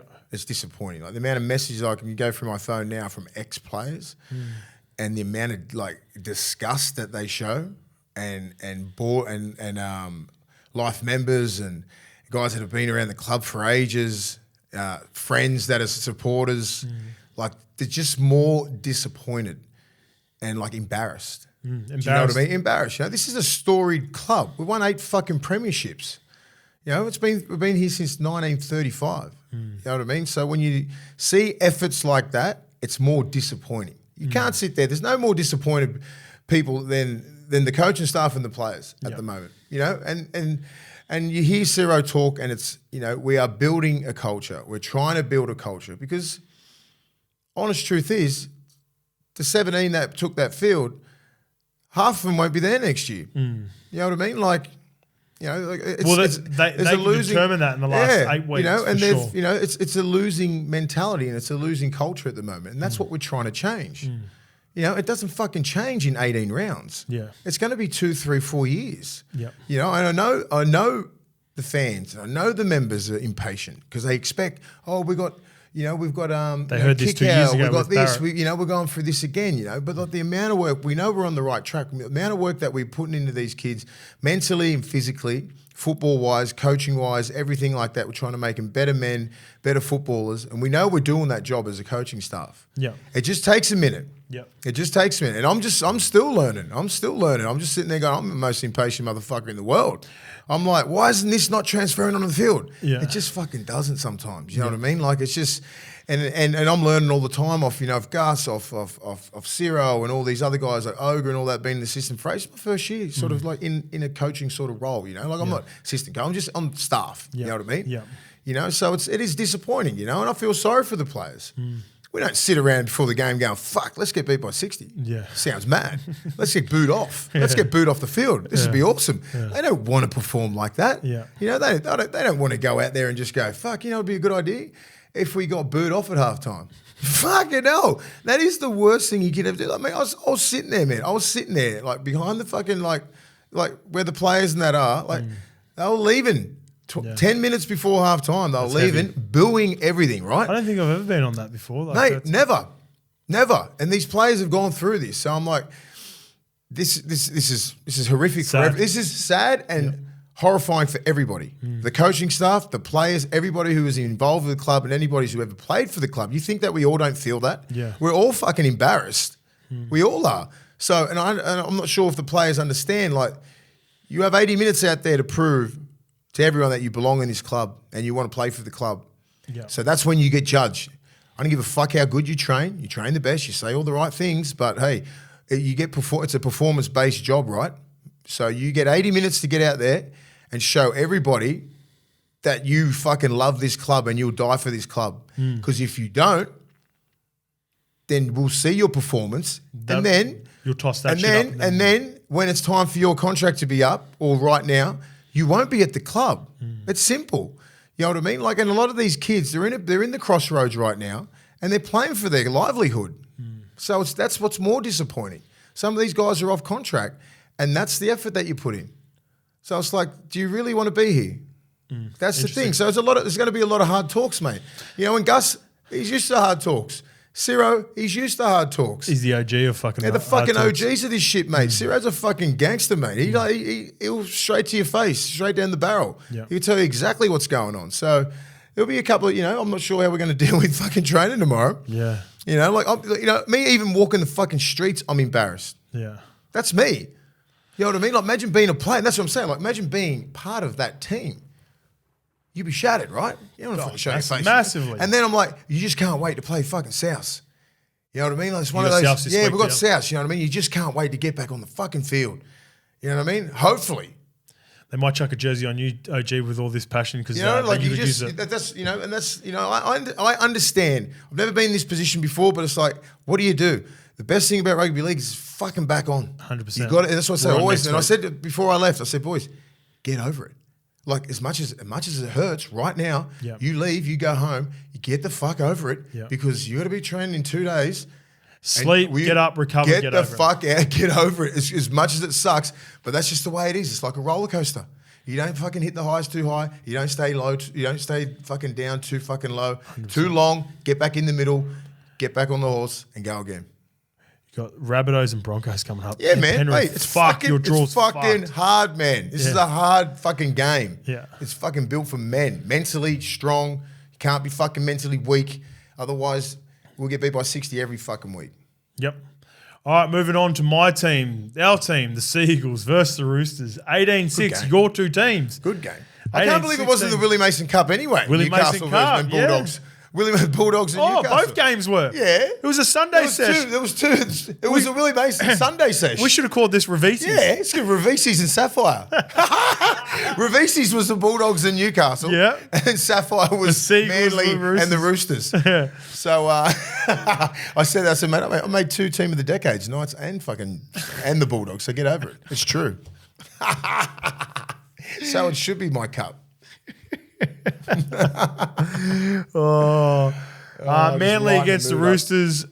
Gritty win by Manly, an improved performance by the Roosters, but these two teams really I don't think they'll worry the competition, mate. Top 8 finish is a great finish for both of them. Ches was unbelievable. I thought there was really improved performances from Teddy even, and I just need to see Joey Manu closer on the ball, man. He looks so dangerous. Every time he gets the ball compared to anyone else on that team. Try to fix this before. What do we do? I suggested having Joey Manu go to fullback and Teddy on the wing. Did you hear about Joseph Akuso Swaliti and Billy Smith knocking themselves out? What the fuck happened? They knocked themselves out of training. Physical. Just going for the ball? Scrimmage session. Happens, man. When that shit happens? When you're struggling for form and you have those full-on 100% training sessions and you end up knocking each other out. That sucks. Happy with Ben Trbojevic. Yeah. A good line on there. That's clutch. The game was on the line, but the game was on the line. Shuey was great. Big game by Shuey. I was critical of last week, but that was just picking at his critiquing him. The critiquing, and that's what players look, and that's what coaches look at. They look at shit like that. He's a clutch player, mate. We want that. Attack the fucking ball. Well, that's why you pay him. I just want the ball in his hands like 30 fucking times. Because I reckon 6 or 7 times something really good's going to happen. Yeah. Like maybe venture over to the right side of the field. Yeah, he's got fucking skills, bro. He did a little bit. Yeah, he started to move around a little bit more. I thought, even though he's got that X factor in him, he still played fairly within himself. Yeah. Ches controlled the game.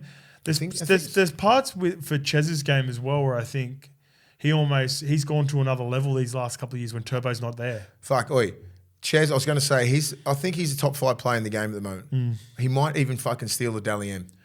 Ooh. I'm telling you, he's coming in hot. I don't think they've got enough wins. I don't know. I don't think they've got enough wins. If they can go on, they can catch fire.